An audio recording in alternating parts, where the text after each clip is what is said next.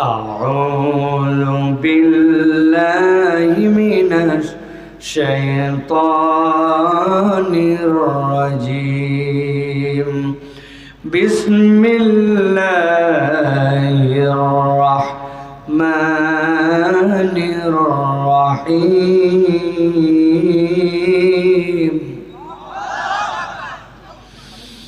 وكذلك أوحينا إليك روحا من أمرنا ما كنت تدري ما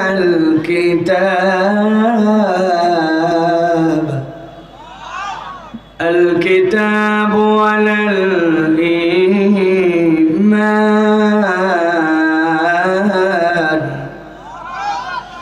ولكن جعلناه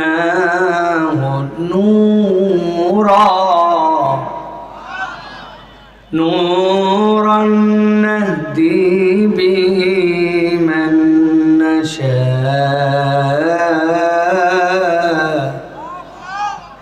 نشاء من عبادنا وإنك لتهدي إلى صراط مستقيم.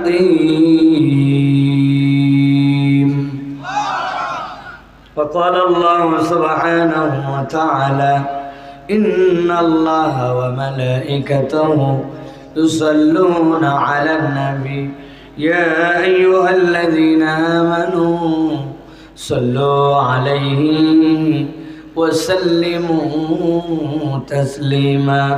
اللهم صل على محمد وعلى آل محمد كما صليت على إبراهيم وعلى آل إبراهيم إنك حميد مجيد. اللهم بارك على محمد وعلى آل محمد كما باركت على إبراهيم وعلى آل إبراهيم إنك حميد مجيد. আলহামদুলিল্লাহ, আল্লাহ রাব্বুল আলামিনের শুকর গুজার হচ্ছি যে আল্লাহ রাব্বুল আলামিন দিনাজপুরের সদরের বেলবাড়ি হাই স্কুল মাঠে বেলবাড়ি মাহফিল ইন্তেজামিয়া কমিটির উদ্যোগে বাৎসরিক তাফসীরুল কোরআন মাহফিলে আমাদেরকে আসার বসার তৌফিক, যোগ্যতা, সুস্থতা, মন মানসিকতা দান করলেন। সে আল্লাহর কাছে আমরা সর্বাগ্রে কৃতজ্ঞ হচ্ছি। আল্লাহ রাব্বুল আমিনের শেখানো বাক্যে কালিমাতুশ শুকর আদায় করি। সকলে পড়ছি আলহামদুলিল্লাহ। দরুদ এবং সালাম বর্ষিত হোক মানবতার মহান মুক্তির দূত আকায়ে নামদার তাজদারে মদিনা আপনার আমার প্রিয় রাসূল জনাবে মুহাম্মদুর রাসূলুল্লাহ সাল্লাল্লাহু আলাইহি ওয়াসাল্লামের প্রতি আজকের মান্যবর সভাপতি জনাব আলহাজ দবিরুল ইসলাম মাস্টার সাহেব, জনাব প্রধান অতিথি মতিউর রহমান লিটন চৌধুরী, আজকে মঞ্চে আছেন বিভিন্ন পর্যায়ের গণ্যমান্য ব্যক্তিবর্গ, বিশেষ করে উপস্থিত আছেন, কথা বলেছেন মাওলানা মোকাররম হোসাইন সাহেব, কথা বলেছেন আমাদের অত্যন্ত প্রিয় ভাজন আয়েশা সিদ্দিকা মডেল মাদ্রাসা চিরির বন্দর দিনাজপুরের সম্মানিত পরিচালক, অত্র অঞ্চলের কৃতি সন্তান, সুযোগ্য আলেমে দ্বীন মাওলানা আমিনুল ইসলাম আমিন ভাই সহ মঞ্চ প্রবিষ্ট আছেন বিভিন্ন পর্যায়ের অত্র এলাকার গণ্যমান্য ব্যক্তিবর্গ, আমার সামনে উপস্থিত সম্মানিত মুরব্বিয়ানে কেরাম, আমার প্রিয় তরুণ যুবকেরা, স্নেহের ছোটরা, আলাদা প্যান্ডেল থেকে শুনছেন হাজারে হাজার মা এবং বোনেরা, সকলকে একবার সালাম দিয়েছি। আরও একবার আপনাদের কাছে দোয়া পাওয়া এবং করার আশায় সালাম নিবেদন করি। আসসালামু আলাইকুম ওয়া রাহমাতুল্লাহ। আমার দিনাজপুরের ভাইরা কেমন আছেন আপনারা?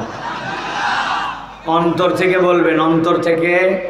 আবহাওয়া, পরিবেশ, বসে থাকার মতো আল্লাহ রাব্বুল আলামিন যে আমাদেরকে আকর্ষণ সব কিছু যে দিলেন, কেমন ঈদ কাটালেন, কেমন বেগুন কিনলেন, কেমন পটল কিনলেন, কেমন দামে ডিম কিনলেন, বিগত 6-7 মাস কেমন পার করলেন, এগুলো সব বিবেচনা করে বলেন কেমন আছেন আপনারা?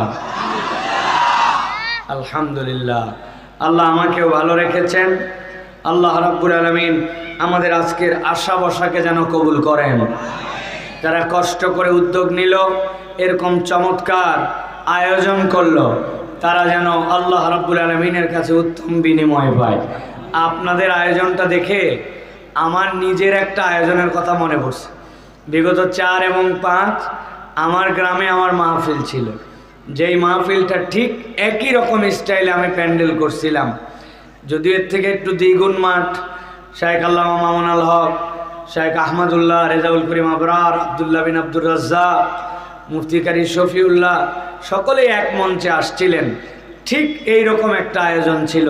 তো আপনাদের এই চমৎকার আয়োজন যারা উদ্যোগ নিয়েছেন, আল্লাহ যেন কবুল করেন, আল্লাহ যেন এটাতে বারাকা দান করেন।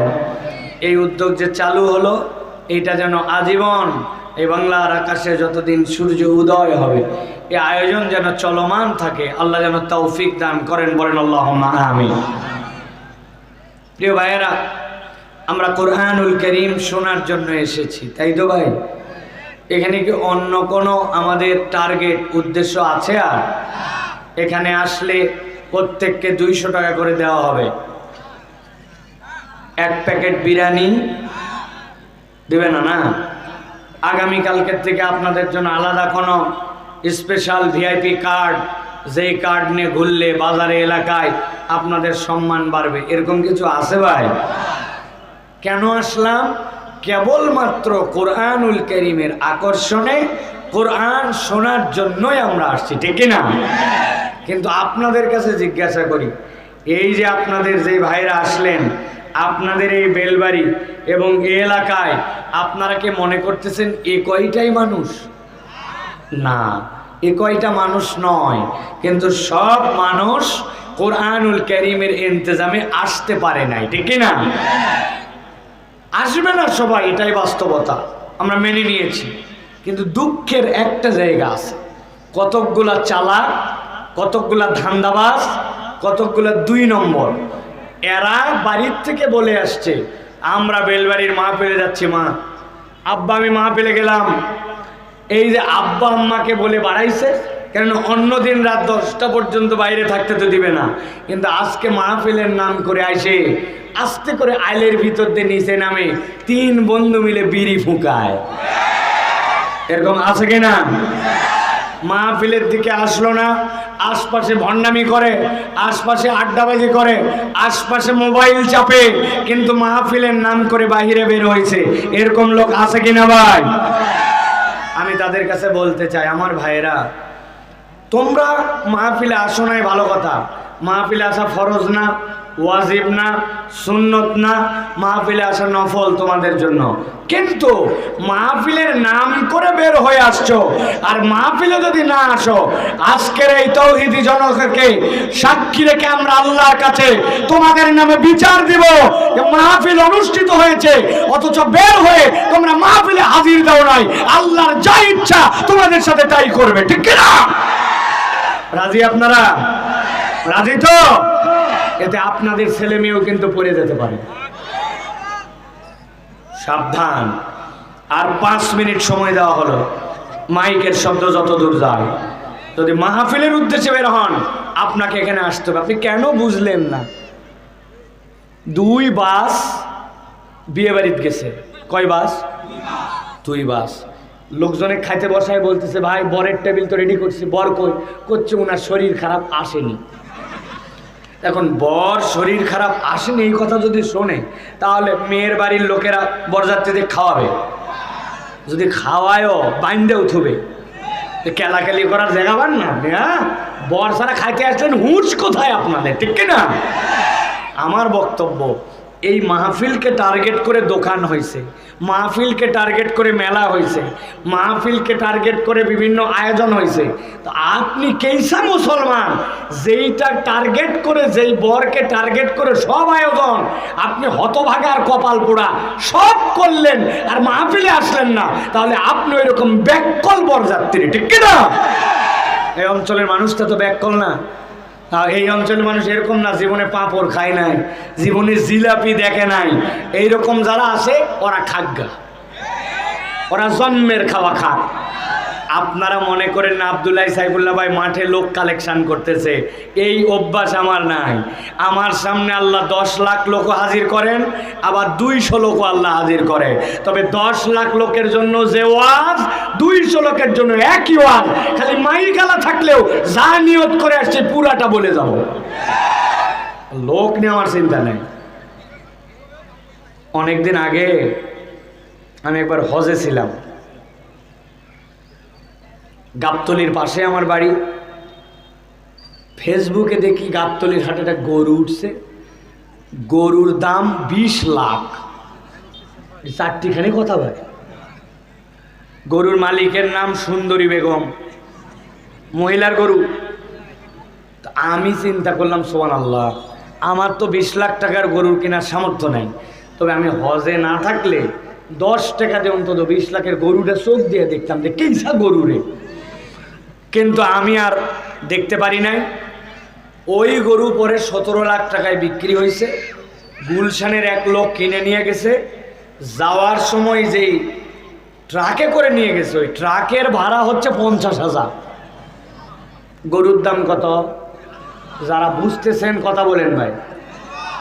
আর ট্রাক ভাড়া, ওই হাটেই এক ভ্যানালা আসছে, গত বছর নিয়ত করে আসছিল যে আল্লাহ মাসালে 1 বছর টাকা জড়ো করে আমি একটা কুরবানি দিব। ভ্যানালা 1 বছরের টাকা গুনে দেখে 10.5। কয় হাজার? বহুত সাহস করে আসছে, আসে দেখে 10,500 টাকায় কোনো জেতা ছাগল হয় না। অনেক গরুর সাথে ছাগল আবার উপহার দিচ্ছে। তো অনেক হিসাব কিতাব করে ধার দেনা করে আর 2,000 টাকা ম্যানেজ করে 12,000 টাকায় কোনো রকম একটা ছাগল কিনছে। কিন্তু ছাগল কিনে লজ্জায় পড়ে গেছে যে এই ছাগল যদি আমি খুলে নিয়ে যাই, মানুষজন টিটকারি করবে, বলবে মরা ছাগল করতে আনলি। এই জন্য কোমরের মধ্যে যে গামছা ছিল, ওই গামছাটা আস্তে করে খুলে ছাগলের পিঠের উপর দিয়ে কোনো রকম বাড়ি নিয়ে গেছে। ভালো করে বোঝেন, কুরবানির ঈদ যেদিন, কুরবানির ঈদের দিনে 17 লাখ টাকা দামের গরু আর 50,000 টাকা দামের ভাড়া, ওইটাও কুরবানি হচ্ছে। আরেকটা মাত্র 12,000 টাকা দামের ছাগল, সেটাও কুরবানি হচ্ছে। আল্লাহ ফেরেশতাদেরকে আগে বলছে, এই তাড়াতাড়ি তোমরা সবাই গুলশানে চলে যাও, যেহেতু এটা 17 লাখ টাকা। তাই কথা বলেন। আল্লাহ কোরআনে বলছেন, লা ইয়ানালাল্লাহু লুহুমুহা ওয়ালা দিমাউহা ওয়ালাকিন ইয়ানালুহুত তাকওয়া মিনকুম। আল্লাহ তোমাদের গোশতও দেখেন না, আল্লাহ তোমাদের রক্তও দেখেন না। আল্লাহ রাব্বুল আলামিন দেখেন আল্লাহর জন্য অন্তর নিয়ে কারা আসছিল। ওই 17 লাখও কবুল হতে পারে, 12,000 কবুল হতে পারে, আল্লাহর জন্য 1 লাখ আসতে পারে। কিন্তু ওটা যদি লোক দেখানো হয় কোনো দাম নাই। আর আল্লাহর জন্য যদি একজন আসে, ওই মাহফিল আল্লাহর জন্য যদি শোনে, আমলের নিয়ত করে, ওই মাহফিল সাকসেস, ঠিক কিনা? অতএব আমরা কোরআনুল কারীম শোনার জন্য এসেছি। বলেন তো এবার, কোরআন শুনলে লাভ আছে না নাই? যারা বললেন না তাদেরকে আরেকবার অনুরোধ করলাম, লাভ আছে না নাই? খালি সামনের শ্রোতা কথা বলবে আর পিছনের শ্রোতা বসে থাকবে হবে না। লাভ আছে না নাই? যারা এত জোরে বললেন লাভ আছে, তাদেরকে জিজ্ঞাসা করতে চাই, লাভ যে আছে এটা কম না বেশি? এবার বুঝে উত্তর দিবেন। লাভ আছে, বেশি আছে। এখন যেই লাভ বেশি আছে, এইটা কি বুঝে না না বুঝে? ঠিকঠাক তো? যে কোনো একজন জিজ্ঞাসা করবে এখন, আমার চোখ কিন্তু শেষ পর্যন্ত যাচ্ছে যে ভাই লাভ আছে বলছেন, বেশি আছে বলছেন, আবার বুঝেও বলছেন।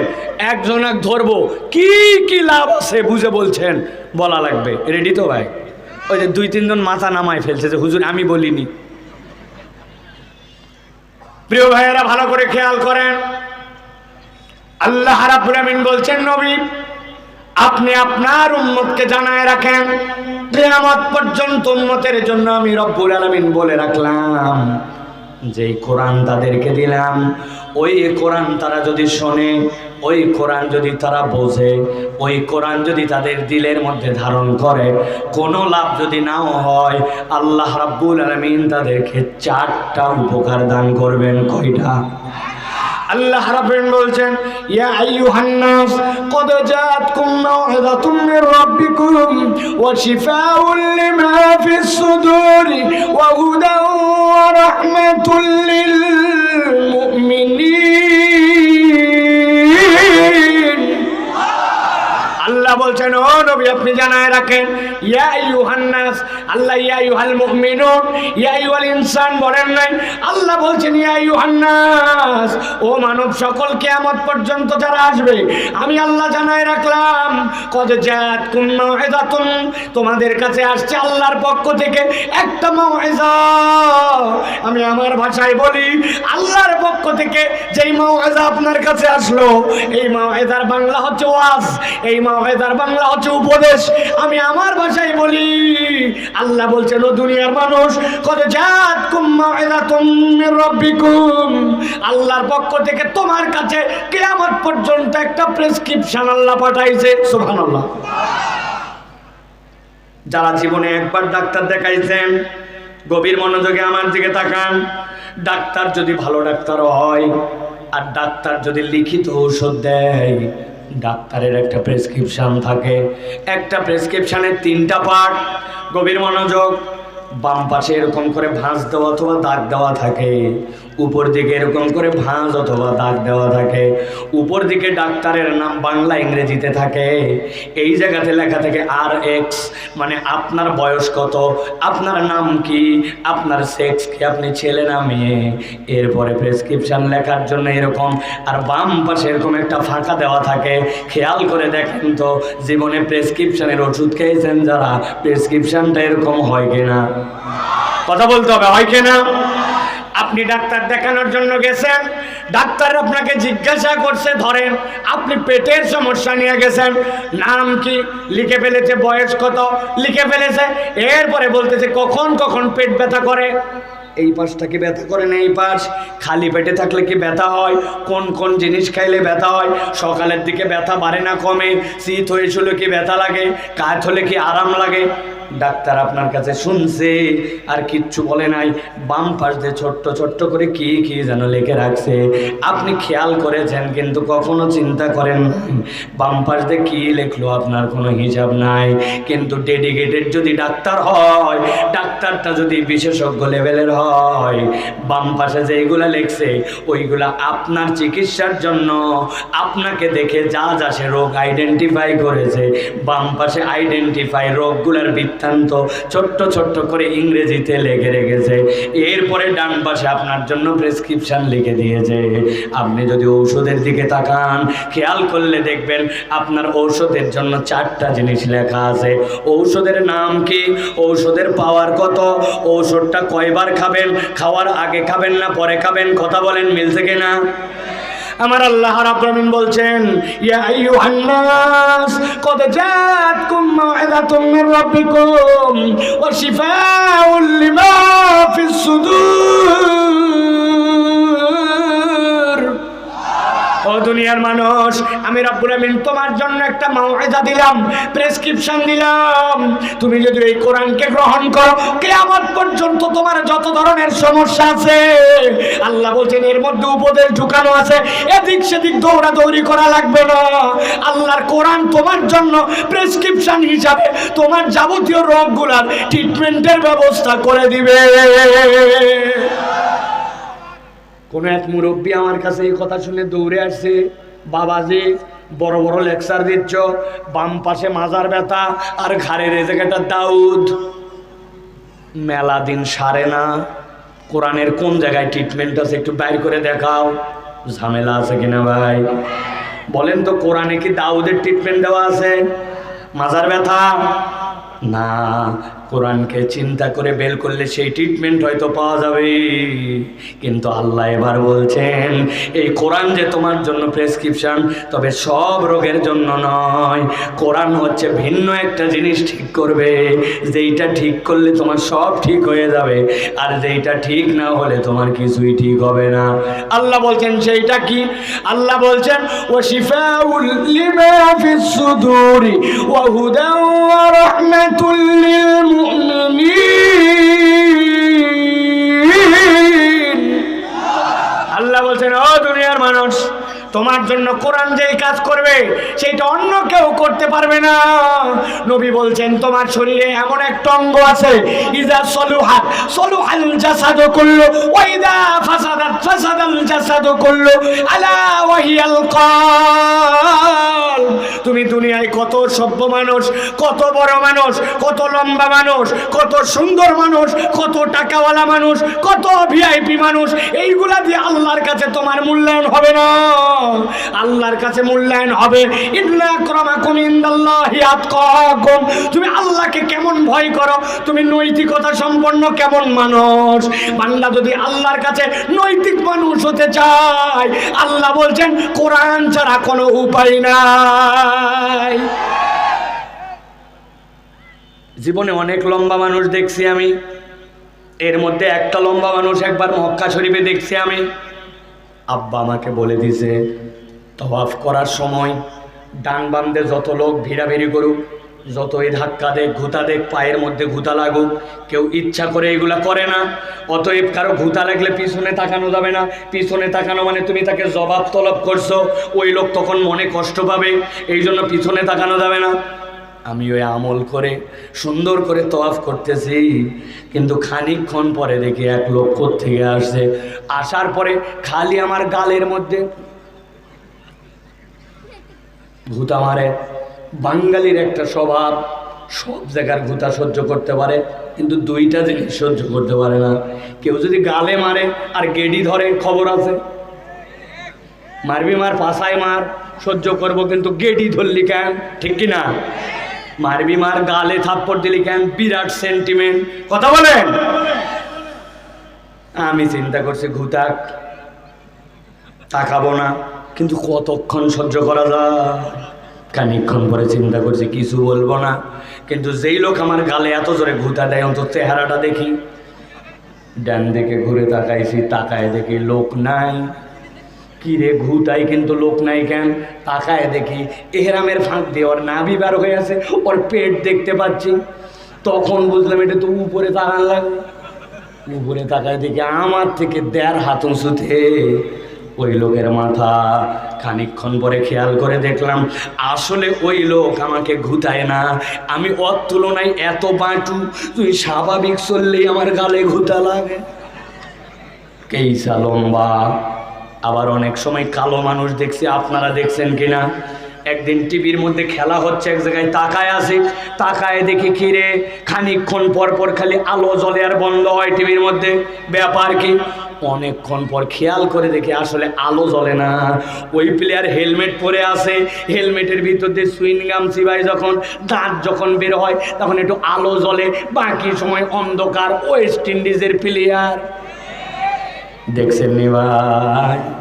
বুঝানোর জন্য, মাথার মধ্যে ঢুকাই দেওয়ার জন্য বললাম দুনিয়াতে কত লম্বা আছে, কত সাদা আছে, কত কালো আছে। আল্লাহ বলছেন এইগুলা একটাও জান্নাতে যাবার অথবা না যাবার মানদণ্ড নয়। জান্নাতে যাবে সে আল্লাহর কোরআন অনুযায়ী ফিটনেসের সার্টিফিকেট পাবে যে। ঠিক কিনা? একটা উদাহরণ দেব যুবক, দিনাজপুরের যুবকেরা মনোযোগ দিয়ে মনে রাখবে, সারা জীবনে উদাহরণ ভোলা যাবে না। আমি যদি পরে কোনোদিন কোনো মাহফিলে যাই এই উদাহরণ দেই, বলবে হুজুর আগেই শুনছিলাম একবার, নতুন কথা বলেন। ঠিক কিনা? এক ছেলে পেপার পড়তেছে, পড়ার সময় খেয়াল করে দেখে বাংলাদেশ সেনাবাহিনীতে লোক নেবে, তবে যেমন তেমন লোক না, সেকেন্ড লেফটেন্যান্ট কমিশন র্যাঙ্কে লোক নেবে। সেনাবাহিনীতে যদি কেউ সৈনিক হিসাবে ঢোকে, যত তার র্যাঙ্ক হোক, যত মর্যাদা বাড়ুক, ওয়ারেন্ট অফিসারের উপরে আর উঠা যায় না। জানেন আপনারা? কিন্তু আপনি যদি সেকেন্ড লেফটেন্যান্ট দিয়ে ঢোকেন, কমিশন র্যাঙ্ক পাইতে পাইতে আপনি সেনাবাহিনীর প্রধানও হইতে পারেন। ওই ছেলে দেখছে কি কি যোগ্যতা। 1 নম্বর যোগ্যতা চাইছে এসএসসি, এইচএসসি অথবা দাখিল আলেমে সেকেন্ড ডিভিশন থাকা লাগবে। 2 নম্বর যোগ্যতা 5 ফিট 6 ইঞ্চি লম্বা হওয়া লাগবে। 3 নম্বর যোগ্যতা কোনো ফৌজদারি মামলার আসামি হওয়া যাবে না। 4 নম্বর শারীরিকভাবে ফিট হওয়া লাগবে। ওই ছেলে লাভ দিয়ে উঠে বলছে, আরে চাইছে সেকেন্ড ডিভিশন, বেটা আমার 2টাতেই ফার্স্ট ডিভিশন। চাইছে 5 ফিট 6 ইঞ্চি, আমি বেটা 6 ফিট লম্বা। চাইছে ওই ফিটনেস সার্টিফিকেট, আমার মতো এলাকাতে হৃষ্টপুষ্ট কোনো মরদই নাই, বাপ দাদার জন্মে কোনো থানাতে কেস নাই। দে আবেদন জমা দিয়ে দিছে প্রাথমিক নির্বাচনের জন্য। ওর কাছে কাগজপত্র চলে আসছে, কাগজপত্র দেখে সব রেডি করে বলছে অমুক তারিখে ঢাকা ক্যান্টনমেন্টের সাভারে চলে আসবেন। ওই ছেলে অমুক তারিখে ঢাকা ক্যান্টনমেন্ট সাভারে হাজির, কাগজপত্র সব রেডি। 2টাতে সেকেন্ড ডিভিশন না first division, golden A plus, 6 feet লম্বা, থানা ক্লিয়ারেন্স আছে, দেখতে শুনতে বিশাল ফিগার। ভালো করে খেয়াল করেন, কাগজ দেখাও। এসএসসি এইচএসসিতে দারুণ রেজাল্ট, ওকে। এবার যাও সামনের ডেস্কে যাও, যাওয়ার পরে থানা ক্লিয়ারেন্স দেখাও। হ্যাঁ, থানা প্রত্যয়নপত্র দিয়েছে, কোনো মামলা নাই তার নামে, বংশের নামে, ওকে। এবার বলছে খালিগা হও। খালিগা হয়ে ওই যে তার দড়ি দিয়ে টানা দেওয়া আছে, 5 ফিট 6 ইঞ্চি হাইট, ওই জায়গায় যায় মাপ দাও। ওই জায়গায় যেই না দাঁড়াইছে, এই বেটা তো 6 ফিট, ওর নাক বেঁধে গেছে দড়ি। বলছে তুই এত লম্বা, নিচ দিয়ে যা। নিচ দিয়ে গেছে। এবার বলছে খালি গাও, হাত দুটার সামনে দিকে সোজা করো। যেই হাত দুটার সামনে দিকে সোজা করতে বলছে, ডান হাতটা সোজা, বাম হাতের এই 4টা আঙ্গুল হালকা একটুখানি বাঁকা। যেই বেটা ওনার পরীক্ষা নিচ্ছে বলছে বাম হাত সোজা কর। বলছে স্যার, জন্মের থেকে আমার 4টা আঙ্গুল একটুখানি বাঁকা, এছাড়া সব ঠিক আছে আমার। বুঝে থাকলে বলেন, দিনাজপুরের মুসলমান, 6 ফিট লম্বা, উভয়টাতে গোল্ডেন এ প্লাস, থানা ক্লিয়ারেন্স আছে, দেখতেও হৃষ্টপুষ্ট, কিন্তু বাম হাতের মাথার 4 আঙ্গুল যদি ভাঁজ থাকে, ওই লোককে কি সেনাবাহিনীতে নিবে? যারা বললেন না ঘুমায় গেছেন, ওই লোককে কি সেনাবাহিনীতে নিবে? আমার আল্লাহ রাব্বুল আলামিন কি বলছেন খেয়াল করেন, কদ জাআতকুম মাউইযাতুম মির রাব্বিকুম ওয়া শিফাউল লিমা ফিস সুদূর। ও দুনিয়ার মানুষ, তুমি যেমনই হও না কেন, ফুটানি দেখায় লাভ নাই। কোরআনের রঙে রঙিত হয়ে আল্লাহর কাছে যদি জান্নাতের সার্টিফিকেট না নাও, কোরআনের এই সার্টিফিকেট ছাড়া দুনিয়ার কোনো সার্টিফিকেট দিয়ে জান্নাতে যাওয়া যাবে না, ঠিক না? তাহলে এই কোরআন আপনাকে কি করবে? অন্তরের ডাক্তারি করবে। 3 নম্বরে আল্লাহ বলছেন ওয়াহুদা, এই কোরআন হচ্ছে তোমার জন্য পথ প্রদর্শক। আমি আমার ভাষায় বলি, হুদা মানে হচ্ছে আপনার আমার জন্য আলো। একসাথে বলবো, জিজ্ঞাসা করব, উত্তর দিবেন হুদা মানে কি? সবাই বলে নাই, যারা বসে আছেন চেয়ারম্যান সাহেবেরা ডানে বামে, হুদা মানে কি? ভালো করে মনে রাখবেন, সাইফুল্লাহ ভাই যদি কোনোটা জোরে বলতে বলে, তাহলে নিশ্চয়ই তার পিছনে কোনো একটা কারণ আছে। এটা মাথায় রেখে শোনেন। কেমন আলো, এটা মাথায় নেওয়ার জন্য একটা উদাহরণ দেই। আগেকার মুরব্বী এখানে যারা আছেন, প্রথম যখন বিদ্যুতের লাইন আসে, ওই সময় মেন সুইচ বলে কিছু ছিল না। ওই সময় ছিল এত বড় বড় সিনেমাটির কাট আউট। ও চাচারা, একটু কথা বলেন, একটু দিয়ে কাট আউট ছিল, ঠিক না চাচা? কোন জায়গায় থাকতো? একবারে ঘরের কোনায়, কেউ জানি ধরতে না পারে, ওই রকম জায়গায় রাখতো, ঠিক কিনা ভাই? একদিন সন্ধ্যার পরে বাড়িতে ঢুকছে, ঢুকে দেখে আশপাশে সব বাড়ির কারেন্ট আছে, কিন্তু এর বাড়ির কারেন্ট নাই। ব্যাপার কি? বলছে দেখ, ঠিক কাট আউট পড়ে গেছে। খুলছে কাট আউট খুলে দেখো, হ্যাঁ, ভিতরে যা ভাবছিলাম তার নাই। ডয়ের মধ্যে থেকে একটা তার বাইর করে দাঁত দিয়ে টান দিয়ে সিলে আস্তে আস্তে করে ভাঁজ দিয়ে এ মাথা লাগায় ও মাথা লাগায়া, এবার ঘরের কোনায় তো কাট আউট, টুল দিয়ে উঠা লাগছে বিছনার উপরে। ছেলেকে ডাক দিছে, বেটা দিকায়, এই যে টর্চ দিলাম, তুই এই জায়গায় ধরবি, আমি কিন্তু কাট আউট লাগাতে যাব, খবরদার এলোমেলো করবি না, কারণ কাট আউট লাগাতে চাই যদি নখ ভিতরে যায় খবর আছে কিন্তু। ওই ছেলে দায়িত্ব দিছে, ওই ছেলে আস্তে করে টর্চ ধরছে ওইদিকে, যেই না টর্চ ধরছে, টর্চ ধরা মাত্র পুরা ঘর অন্ধকার, এখন টর্চ ধরছে এই সোজা, মশায় ঘর ভ্যান ভ্যান করে, মশার ধর্ম হচ্ছে আলোর দিকে, সন্ধ্যার পরে মশা আসে, এখনো টর্চ ধরা দেখে সব আলো আসছে, এক মশা পো করে আছে, হাতে দিছে কামড়।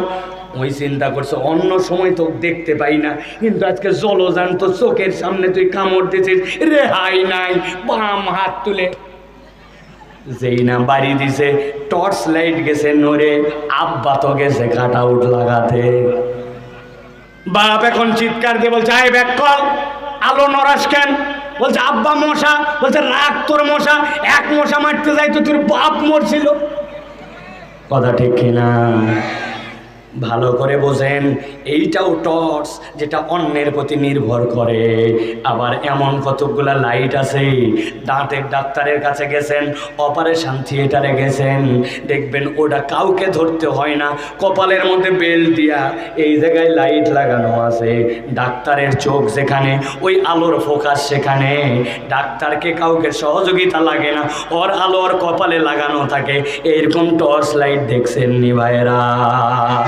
আমার আল্লাহ বলছেন, ওয়া হুদাও ওয়া রাহমাতুল লিল মুমিনিন। ও দুনিয়ার মানুষ, তোমার জন্য যে কোরআন দিলাম, এই কোরআন তোমার 3 নম্বর উপকার করবে। এইটা সেলফ তোমার জন্য এমন আলো, যেইটা একবার যদি তোমার ভিতরে ইনস্টল হয়ে যায়, ওই চিরিন বন্দরের রাস্তায় যান, হিলির রাস্তায় যান, ঢাকার রাস্তায় যান, রাত্রেবেলা দেখবেন কতকগুলা হেডলাইট পরা মাত্র সিগন্যালগুলা জ্বলে ওঠে, সামনে থামুন, সামনে বাজার, সামনে পথা ভাগ, সামনে ডান দিকে মোড়, সামনে বামের দিকে মোড়। ওই স্টিকারের ভিতরে আলো থাকে না, কিন্তু আপনার হেডলাইট পড়লে রিফ্লেক্টরের মাধ্যমে রাস্তার সিগন্যালগুলো জ্বলে ওঠে। দেখছেন নি ভাইয়ারা? আল্লাহ বলছেন এই কোরআন তোমার জন্য এরকম হুদা, একবার যদি তুমি ধারণ করে নিতে পারো, তোমার ভিতরে এমন আলো হবে, কোন পর্যন্ত যে থামে যাবা, তোমার দেশ কেমনে চলবে, তোমার সংসদ কেমনে চলবে, তোমার ইউনিয়ন কেমনে চলবে, তোমার পরিচয় কেমনে হবে। আল্লাহ বলছেন তোমার জীবনে যা লাগবে আমি এর মধ্যে আলো হিসেবে ঢুকাই দিছি, গ্রহণ করতে পারলে আলো রিফ্লেক্ট হয়ে যাবে, আর গ্রহণ করতে না পারলে জাহান্নামে যাওয়া লাগতে পারে।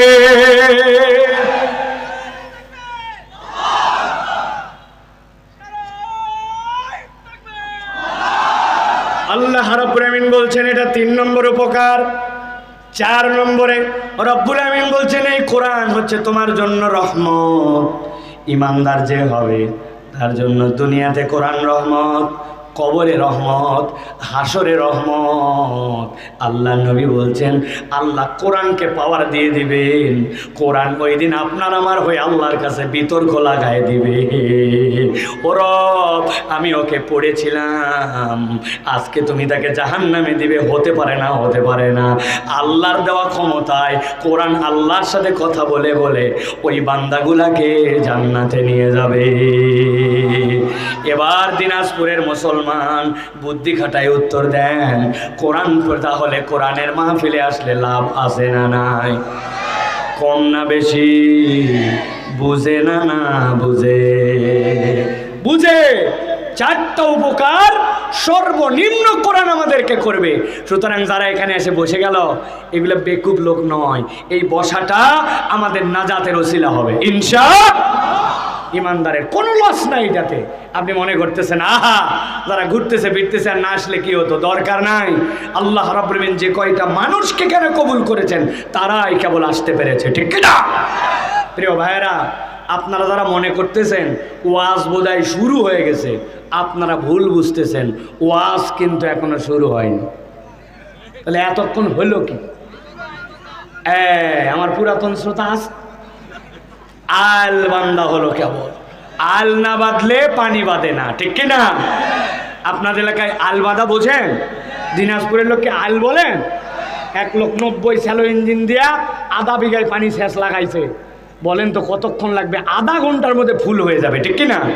কিন্তু ওই আলের সাথে যার জমি একটা টাউট আছে, ওই টাউট করছে কি কোদাল আস্তে করে আলের নিচে মাইরে আবার জায়গা মতো আল রেখে দিছে।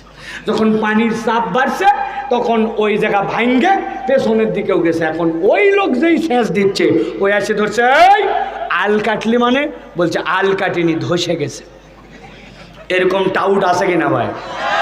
ও বাবা, এত জোরে বলতেছে আছে মানে চিনেন তো দেখা যায় আপনি। তাহলে আল যদি না থাকে পানি বাঁধে না। আমি আমার ভাষায় বলি, অধিকাংশ আমাদের জীবনের ওয়াজের আল নাই। আসলাম, শুনলাম, চলে গেলাম। কি শুনলাম কিচ্ছু জানি না, কিন্তু কালকের থেকে গল্প মারবে, বেলবাড়িতে একটা বক্তা ছিল, ফাটা ফেলছে। একজন জিজ্ঞাসা করছে কি ফাটালো? বলছে তা বলতে পারবো না, কিন্তু ফাটাইছে। আরে কি ফাটালো তুমি বলতে পারো না, তাহলে ফাটানোর হলোটা কি? এই জন্য আমি আমার ভাষায় বলি ভাই, আমি কোনো ফাটাফাটি বক্তা না ভাই। আমি একটু একাডেমিক পড়ালেখা করে কিছু কথা আপনাদের কাছে বলি। তা আপনারা যদি শুনতে রাজি থাকেন তাহলে আমরা মূল আলোচনার মধ্যে প্রবেশ করব। রাজি আছেন আপনারা? তবে আজকে একটা আনন্দের সংবাদ আছে, যদি আপনারা শুনতে চান জানায় দেব। বলবো? মন খারাপ করবেন না তো? সেটা হচ্ছে 40 বছর বয়সের উপরে যারা মুরব্বী আমাদের, তাদের জন্য আজকে কোনো ওয়াজ হবে না। এই জন্য আপনাদেরকে উন্মুক্ত ছুটি ঘোষণা করা হলো। আপনারা চাইলে বাদাম খেতে খেতে বাড়ির চলে যেতে পারেন। তবে ঝামেলা আছে, বাড়ির যেয়ে দেখবেন বউ নাই, এরা সব চলে আসছে। ওই বারান্দাত বসে থাকা লাগবে, খলাত বসে থাকা লাগবে, তার থেকে এখানে বসে থাকা ভালো, ঠিক না? যে পরিমাণ মহিলা আসছে, এই খালি প্যান্ডেল খুলে দিলে এটা ভরে যেত। আমাদের ছেলেদের থেকে মা বোনদের মাহফিলের প্রতি আকর্ষণ বেশি। আল্লাহ যেন হেদায়েতের ওসিলা বানান, বলেন আল্লাহুম্মা আমিন। তাহলে আমরা কথা শুনতে রাজি আছি ইনশাআল্লাহ? আছি তো? যারা যারা রাজি আছেন হাত দুটো উপর দিকে তোলেন, শক্ত করে। কোনো কথা বলবেন না, একটু কথা বলবেন না, চুপ করে হাত সোজা করবেন। সোজা করছেন হাত? হাত নামান। শোনেন, যাদের হাতের মধ্যে মোবাইলে ঘাটতি আছে, এই জায়গায় মোবাইল আছে না, গিরিজ নাই, তাদের হাত সোজা করার দরকার নাই। কিন্তু যাদের গিরিজ নাই, মোবাইলের সমস্যা নাই, তারা হাত হিম্মত করে সোজা করা লাগবে। আপনি দেখবেন অনেক দিন যদি কোনো দরজা না খোলেন, ওটা যদি জাং ধরে, তাহলে দেখবেন ওই দরজা জাং ধরলে খোলার সময় শব্দ হয় ক্যাঁ, ঠিক না ভাই? এখন আপনি কি আপনার নিজে নিজে হাতের মধ্যে মোবাইল দেন? আল্লাহর দেওয়া মোবাইল, আল্লাহর দেওয়া গিরিজ, আর আল্লাহর জন্য দুইটা হাত সোজা করতে পারেন না। আপনাকে বললাম হাত সোজা করেন, আপনি এরকম করেন। হাত সোজা করেন, এ কি হাত সোজা হলো? হাত হিম্মত করে দাঁড়ায় বসে সব জায়গায় যারা আছেন, দুইটা হাত টান টান করে সোজা করেন। তুলছেন সবাই? সবাই তুলছে? এবার ডানে বামে একটু তাকায় দেখেন কারা কারা উঠাতে পারে নাই, হাতগুলো চেক করেন। হাত শক্ত করে তোলেন। তুলছেন সবাই? এবার একটু গলাটা পরিষ্কার দেন। হয় নাই, হয় নাই। ওই পেছন থেকে কোনো শব্দই নাই। এই সামনে চুপ করে থাকেন, সামনে চুপ, একবারে চুপ। 6 নম্বর খুঁটির পরে যারা, তারা একটু গলাটা পরিষ্কার দেন। হাত সোজা করেন, সোজা করেন। পেছন দিকে একটু টানা দেন, পিছনে টানা দেন, জোরে জোরে। এবার একটু ডানে দেন, এবার একটু বামে দেন, জোরে দেন। এবার একটু সামনে দেন। হাত এবার সোজা করেন, শক্ত করে সোজা করেন, শক্ত করে। এবার ডানে বামে তাকায় দেখেন কারা তুলতে পারে নাই। আরে আমার মুরব্বী 80 বছর বয়স হবে, ওই যে সবুজ গেঞ্জি পরে আছে, হাত যে সুন্দর শক্ত করছে। শক্ত করেন, সোজা করেন। করছেন সবাই? হাত টান করছেন সবাই? শক্ত করছেন? আচ্ছা, এবার হাত দুটা বুক বরাবর নেন, এই বরাবর নিছেন সবাই। এবার আমরা আকাশ বাতাস মুখরিত করে একটা তাকবীর দিতে চাই। পারবেন ইনশাআল্লাহ? জীবনে এরকম তাকবীর এই মাঠে তো নয়, আপনার কোনো দিন দেন নাই, এরকম একটা আওয়াজ করে তাকবীর দিতে হবে। পারবেন ইনশাআল্লাহ? হিম্মত করে পারবেন ইনশাআল্লাহ? আমি বহুদিন আগে দিনাজপুরে এক মাহফিলে আসছিলাম, এমন পাম দেওয়া দিছি ভাই, আল্লাহর জন্য একটা তাকবীর দিতে হবে, দিল ভরানো একটা তাকবীর দিতে হবে, কোরআনের পক্ষে। পাম, ইরি পাম, আলু পাম, সরষা পাম, সব পাম দেওয়ার পরে বলছে লিল্লাহে তাকবীর। সামনে এক মুরব্বী ছিল, উত্তর দিছে আল্লাহ। ওই দিন বুঝছি ভাই পাম দিয়া কাম হবে না, ঠিক কিনা? হৃদয় থেকে যদি শব্দ না আসে পাম দিয়া কাম হবে।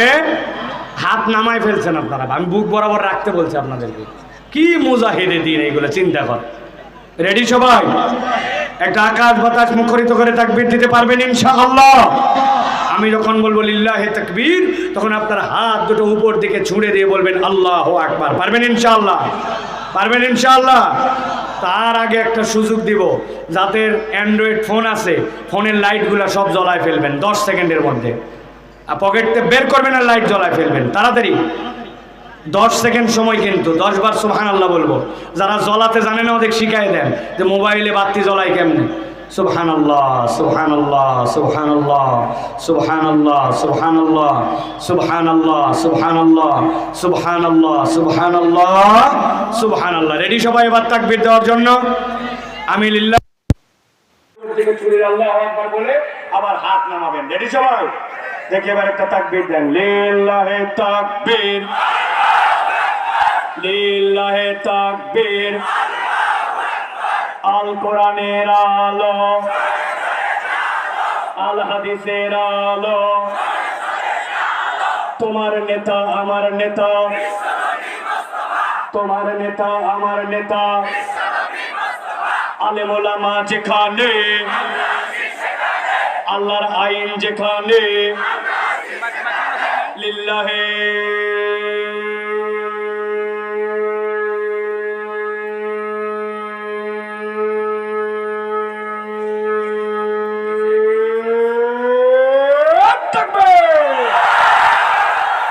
আলহামদুলিল্লাহ। হাত নামান, হাত নামান। মাশাআল্লাহ, আলহামদুলিল্লাহ।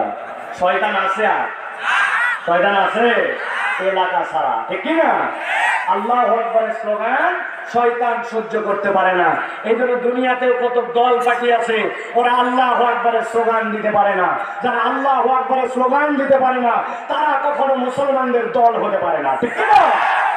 ইনশাআল্লাহ আগামীর বাংলাদেশ ইসলামের বাংলাদেশ, আগামীর বাংলাদেশ আলেম ওলামার বাংলাদেশ, আগামীর বাংলাদেশ বৈষম্যহীন বাংলাদেশ, আগামীর বাংলাদেশ ভারতীয় আধিপত্যবাদের বিরুদ্ধে থাপ্পড় লাগানোর বাংলাদেশ। ওই বাংলাদেশ আল্লাহু আকবারের পক্ষে যারা, তাদের পক্ষে আমরা। আল্লাহু আকবারের পক্ষে যারা নয় তাদের পক্ষে আমরা নয়, ঠিক কিনা?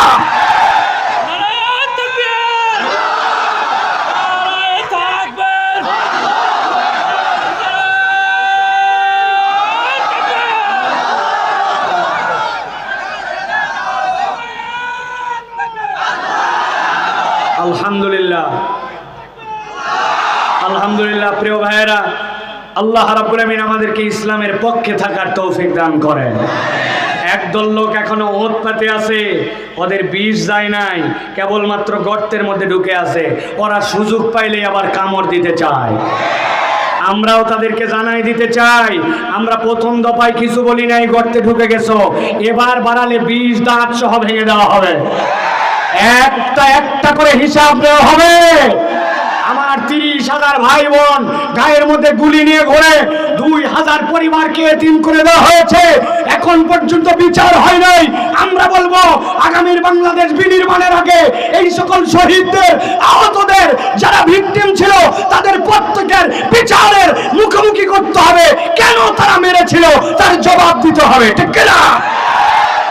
ভণ্ডামির বাংলাদেশ নাই, আইনের বাংলাদেশ আগামীটা ইনশাআল্লাহ। আল্লাহ আমাদেরকে কবুল করবেন, আল্লাহুম্মা আমিন। আর কথা বাড়াবো না, দীর্ঘ রাত হওয়ার পথে চলেন আমরা মূল আলোচনার মধ্যে প্রবেশ করি। প্রিয় ভাইরা, বিতাড়িত শয়তান থেকে আশ্রয় প্রার্থনা করে সমস্বরে একযোগে সকলে আমরা দাঁড়িয়ে বসে কাছে দূরে যে যেখানে আছেন একসাথে পড়েন আউযু বিল্লাহি মিনাশ শাইতানির রাজিম। গলা ছাড়েন। বিসমিল্লাহির রাহমানির রাহিম। ওয়াতলু আলাইহিম নাবা'আল্লাযী আতাইনাহু আয়াতিনা ফানসালাখা মিনহা فانسلخ منها فأتبعه الشيطان فكان من الغاوين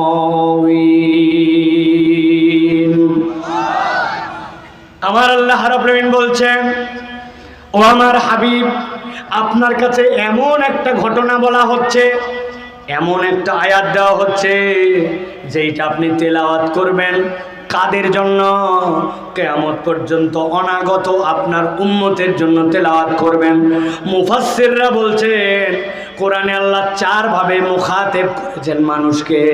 কতক জায়গায় বলেছেন ইয়া আইয়ুহাল ইনসান, কতক জায়গায় বলেছেন ইয়া আইয়ুহান নাস, কতক জায়গায় বলেছেন ইয়া আইয়ুহান নবী, আর কতক জায়গায় শুধু বলেছেন কুল। সব জায়গাতে যদিও সম্বোধনের আলাদা আলাদা মাত্রা আছে, কিন্তু আল্লাহ রাব্বুল আলামিন ইয়া আইয়ুহাল মুমিনুন যে জায়গায় বলেছেন, আর জায়গায় ওয়াতলু বলেছেন। মুমিন বললে আল্লাহ স্পেসিফিক মুমিনদেরকে বলেছেন, আর ওয়াতলু বললে আল্লাহ নবীকে এমন নির্দেশনা দিয়েছেন যার পিছনে একটা লম্বা ব্যাকগ্রাউন্ড আছে। গভীর মনোযোগে খেয়াল করেন, হযরত ইব্রাহিম আলাইহিস সালাম আর ইসমাইল আলাইহিস সালাম মিলে খানার কাবা নির্মাণ করলেন। টান টান করে বলে যাচ্ছে শুধু মাথার মধ্যে ঢুকান। খানায় কাবা নির্মাণ করার পরে ইব্রাহিম আলাইহিস সালাম আল্লাহর কাছে দোয়া করলেন, ওয়া ইয ইয়ারফাউ ইব্রাহিমুল কওয়াইদা মিনাল বাইতি ওয়া ইসমাঈল। আল্লাহ ইব্রাহিম আর ইসমাঈল মিলে খানায় কাবা নির্মাণ করলো। আল্লাহ বলছেন এরপর ইব্রাহিম দোয়া দিল, রব্বানা তাকাব্বাল মিন্না ইন্নাকা আনতাস সামিউল আলিম। আই রব, আমি আমার প্রচেষ্টা করেছি, আপনি এইটা কবুল করেন। মুফাসসিররা বলছেন হযরত ইব্রাহিম ছিলেন খলিলুল্লাহ। ইব্রাহিম আলাইহিস সালাম দোয়া করতেছেন, ওই দোয়ার সাথে সাথে আমিন আমিন বলতেছেন ইসমাইল, যিনি হচ্ছেন জবিহুল্লাহ। যেই জায়গায় দোয়াটা করা হচ্ছে ওইটা হচ্ছে বাইতুল্লাহ। যার কাছে ফরিয়াদ দেওয়া হচ্ছে উনি হচ্ছেন আল্লাহ। আর ইব্রাহিম আলাইহিস সালামের হৃদয়ের মধ্যে আল্লাহ ঢুকায় দিলেন, আপনি ভিন্ন একটা ফরিয়াদ করেন। তিনি ফরিয়াদ দিলেন, রব্বানা ওয়াবাস ফীহিম রাসূলাম মিনহুম ইয়াতলু আলাইহিম আয়াতিক। আল্লাহ, আমার বংশ থেকে এমন একজন পয়গম্বর দিবেন যে তার উম্মতের কাছে আয়াতগুলা তেলাওয়াত করবে। মুফাসসিররা বলছেন ইব্রাহিম আলাইহিস সালামের দুই সন্তান, বড় সন্তান ইসমাইল, ছোট সন্তান ইসহাক। হযরত ইসহাক আলাইহিস সালাম থেকে কত লাখ পয়গম্বর আসছে আল্লাহ ছাড়া কেউ বলতে পারে না, কিন্তু একমাত্র ইসমাইল আলাইহিস সালাম যার বংশধারায় একটা মাত্র পয়গম্বর এসেছেন, তিনি যুগ শ্রেষ্ঠ, দুনিয়ার শ্রেষ্ঠ, দুনিয়া আখিরাতের শ্রেষ্ঠ, সকল পয়গম্বরের শ্রেষ্ঠ, আপনার আমার নবী মুহাম্মাদুর রাসূলুল্লাহ। দোয়া করতেছিলেন ইব্রাহিম খলিলুল্লাহ, আমিন আমিন বলতেছিলেন ইসমাইল জবিহুল্লাহ। যেই জায়গায় দোয়া হচ্ছিল ওটা খানা বাইতুল্লাহ। যার কাছে দোয়া হচ্ছিল উনি হচ্ছেন আল্লাহ, যার ব্যাপারে দোয়া হচ্ছিল তিনি হচ্ছেন হাবিবুল্লাহ। সুবহানাল্লাহ। আল্লাহ বলেন কবুল হয়ে গেছে। কবুল হওয়ার পরে আল্লাহ এখন ওই মুখাতেব করতেছেন আপনার আমার পয়গম্বরকে। আল্লাহ বলছেন ওয়াতলু আলাইহিম, আপনি তেলাওয়াত করেন নাবা আল্লাযী, এমন একটা খবর আতাইনাহু, যাকে আয়াত দেওয়া হয়েছিল আমার পক্ষ থেকে, আয়াতিনা, আমি আল্লাহর স্বয়ং আয়াত তার কাছে স্পষ্ট হয়েছিল। হযরত আব্দুল্লাহ ইবনে মাসউদ বলতেছেন আল্লাহ এখানে কার কথা বলতেছেন? তিনি বলছেন আল্লাহ এখানে বালআম ইবনে আবারের কথা বলছেন। ওই বালআম নবীর যুগের মানুষ নয়, ওই বালআম ছিল ফেরাউনের যুগের মানুষ। কিন্তু বালআমের কি যোগ্যতা ছিল? আল্লাহর কাছে কোনো দোয়া করতে দেরি, এক মুহূর্ত তার দোয়া কবুল হতে দেরি হতো না, দোয়া করার সাথে সাথে কবুল হতো। ফেরাউনের সব লোকেরা আসলো বালআমের কাছে, আপনার দোয়া কবুল হয়, আপনার কাছে আমরা একটা কারণে আসছি। কি কারণ বলো? আমাদের কওমের মধ্যে এক লোক আসছে, বড় ঝুট ঝামেলা বাঁধাইছে, আমাদেরকে এক ইলার দিকে দাওয়াত দিচ্ছে, ফেরাউনের সাথে গন্ডগোল বেঁধে গেছে, আপনি বদদোয়া করেন সে যেন ধ্বংস হয়ে যায়। সাথে সাথে বালআম বলল সেই লোককে, বললো আপনি চিনেন কিনা মুসা নাম? বলতেছে ওর ব্যাপারে তো কিছু কথা শুনেছি। এরকম করে হাতটা নিয়ে বগলের নিচে নেয়, যেই না বের করে হাত বের করে, পুরো হাত দিয়ে সূর্যের মতো আলো বের হয়, হাত পুড়ে যায় না, আবার বগলের নিচে নিলে বন্ধ হয়ে যায়। তাহলে ওই লোক তো হক হতেও পারে। আরও শুনছি ও যখন মাঠের মধ্যে মেষ চড়ায়, মেষ চড়ানোর সময় হাতের মধ্যে একটা লাঠি থাকে, ওই লাঠিটা মাঠের মধ্যে গেড়ে দেয়, দিয়ে মেষ চড়াতে থাকে। পালের মধ্যে থেকে কোনো মেষ যদি বের হয়ে এদিক ওদিক যায়, সাথে সাথে ওই লোক ঘুমায় থাকে, কিন্তু লাঠি একাই উঠে যায়, উঠে পিটায়া ওই মেষগুলাকে লাইন মতো নিয়ে আসে, আবার জায়গা মতো লাঠি দাঁড়ায় যায়। যদি জাদুকর হয়, ঘুমায় গেলে জাদু নষ্ট হয়ে যায়। যদি জাদুকর হয়, হাত দিয়ে আলো বের হলে হাত তো পুড়ে দেওয়ার কথা। এই লোক সত্য হতেও পারে, আমি তো এর বিপক্ষে বদদোয়া করতে পারবো না। সাথে সাথে তারা বলল, মনে করছো আমরা কেবল আমাদের স্বার্থে আসছি? না রে মিয়া, তোমারও স্বার্থে আসছি। বলে আমার স্বার্থ কি? বলে আজকে তোমার দোয়া কবুল হয় বলে তোমার কাছে আসছি। মুসাও যদি এই বনের মধ্যে আরেক বাঘ হয়, তার দোয়াও যদি কবুল হয়, তোমার দরবারে কে আসবে? অতএব তোমার ভালোর জন্যই বলছে, বদদোয়া করে ধ্বংস করতে পারলে তুমি একাই খাবে, আর বদদোয়া না করলে ভাগ হয়ে যাবে। আল্লাহর আয়াত চেনার পরেও, জানার পরেও, এরপরে বালাম আল্লাহর কাছে হাত তুলে বলল, আল্লাহ মুসাকে তুমি ধ্বংস করে দাও। যেই না এই দোয়া করেছে, সাথে সাথে আল্লাহ রাব্বুল আলামিন ওহী করলেন, ইলহাম করে তাকে জানালেন, তুমি যতদিন দুনিয়ায় বেঁচে থাকবে আর তোমার কোনো দোয়া কখনো কবুল করা হবে না। আল্লাহ বলছেন, ও আমার হাবিব, আপনি জানান তার অপরাধ ছিল 1 নম্বর, আল্লাযী আতাইনাহু আয়াতিনা, যাকে আয়াত দেওয়া হয়েছিল, ফানসালাখা মিনহা, জেনে বুঝে আল্লাহর আয়াত থেকে সে মুখ ফিরায় নিছে। দিনাজপুরের মুসলমান জিজ্ঞাসা করব, উত্তর দেন। আপনার আমার মধ্যে এরকম মানুষ আছে কিনা, যেই লোক আল্লাহর আয়াত জানে, আল্লাহর হুকুম জানে, আল্লাহর বিধান জানে, জানার পরেও স্বেচ্ছাচারী হয়ে নিজের ইচ্ছায় আল্লাহর বিধান থেকে মুখ ফিরায় নেয়? আছে কিনা? দেখেন তো একটা লোককে চিনাই দেয়, আপনি চেনেন কিনা? ঢাকার থেকে ঈদের মধ্যে 27-এর দিন রওনা হয়েছে, বাসে সিট নাই, কোনো রকমে গাবতলীর থেকে উঠছে, দিনাজপুর আসবে, ভিতরে দাঁড়ানোর মতো জায়গা নাই, রড ধরে ধরে দাঁড়ায় আছে, পা ফেলার জায়গা নাই, ডানে ঘুরবে জায়গা নাই, বামে ঘুরবে জায়গা নাই, ওই লোক দাঁড়ায় আছে। হঠাৎ করে যেই না গাবতলী পার হইয়া বাস যখন চলে আসছে সাভার, আসার পরে আসরের আজান হয়েছে, হাইয়া আলাস সালাহ, হাইয়া আলাল ফালাহ। ওই লোকের মনের মধ্যে আসরের নামাজ পড়া লাগবে, তরপানি শুরু হয়ে গেছে, কিন্তু বাস তো দাঁড়ায় না, ডানে বামে ফিরতে পারে না, তায়াম্মুম করবে অবস্থা নাই, দাঁড়ায় যে কিবলা দিক করে নামাজ শুরু করবে এরকমও পরিবেশ নাই, নামাজ পড়বে এরকম টেনশন পেরেশানি, কিন্তু উপায় নাই। এরকম করতে করতে আসরের ওয়াক্ত চলে গেছে। বুঝে থাকলে উত্তর দেন। এই লোক যে আসরের নামাজটা পড়তে পারলো না, এটা যে আসরের নামাজ বাদ গেল, এইটা সে বাদ দিছে কি ইচ্ছায় না অনিচ্ছায়? অনিচ্ছায়। ইচ্ছা ছিল, উপায় ছিল না। এই গেল একটা লোক। আর আপনার এলাকায় এরকম লোক আছে কিনা? আসরের আজান হয়ে যায়, মসজিদের পাশে ক্যারাম বোর্ড খেলে, আসরের আজান হয়ে যায়, মাঠের মধ্যে মাল কাচ্চা বান্ধে ধানের জমিতে কাজ করে, আসরের আজান হয়ে যায়, ঢুড্ডামি করে রাস্তাতে ঘুরে বেড়ায়, মোবাইল ঠেলে, বিছানার মধ্যে শুয়ে থাকে, মসজিদে আসে না। একসাথে জেনে বুঝে উত্তর দেন, এই লোক যে সুযোগ থাকার পরেও নামাজ পড়লো না, এইটা কি অনিচ্ছায় নাকি ইচ্ছায়?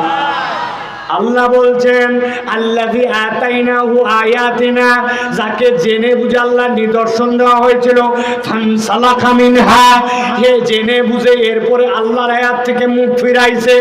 নবী আপনি তেলাওয়াত করে জানান, এইটা তার 1 নম্বর দোষ।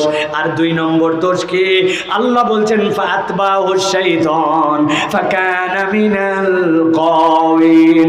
কেউ যদি জেনে বুঝে আল্লাহর আয়াত থেকে মুখ ফিরায় নেয়, আল্লাহ বলছেন ফাতবাহু শাইতান, সাথে সাথে শয়তান তার অনুসারী হয়ে যায়, ফাকানা মিনাল গাওয়িন।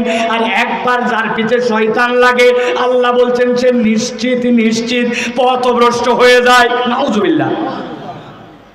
বুঝেন নাই কথাটা?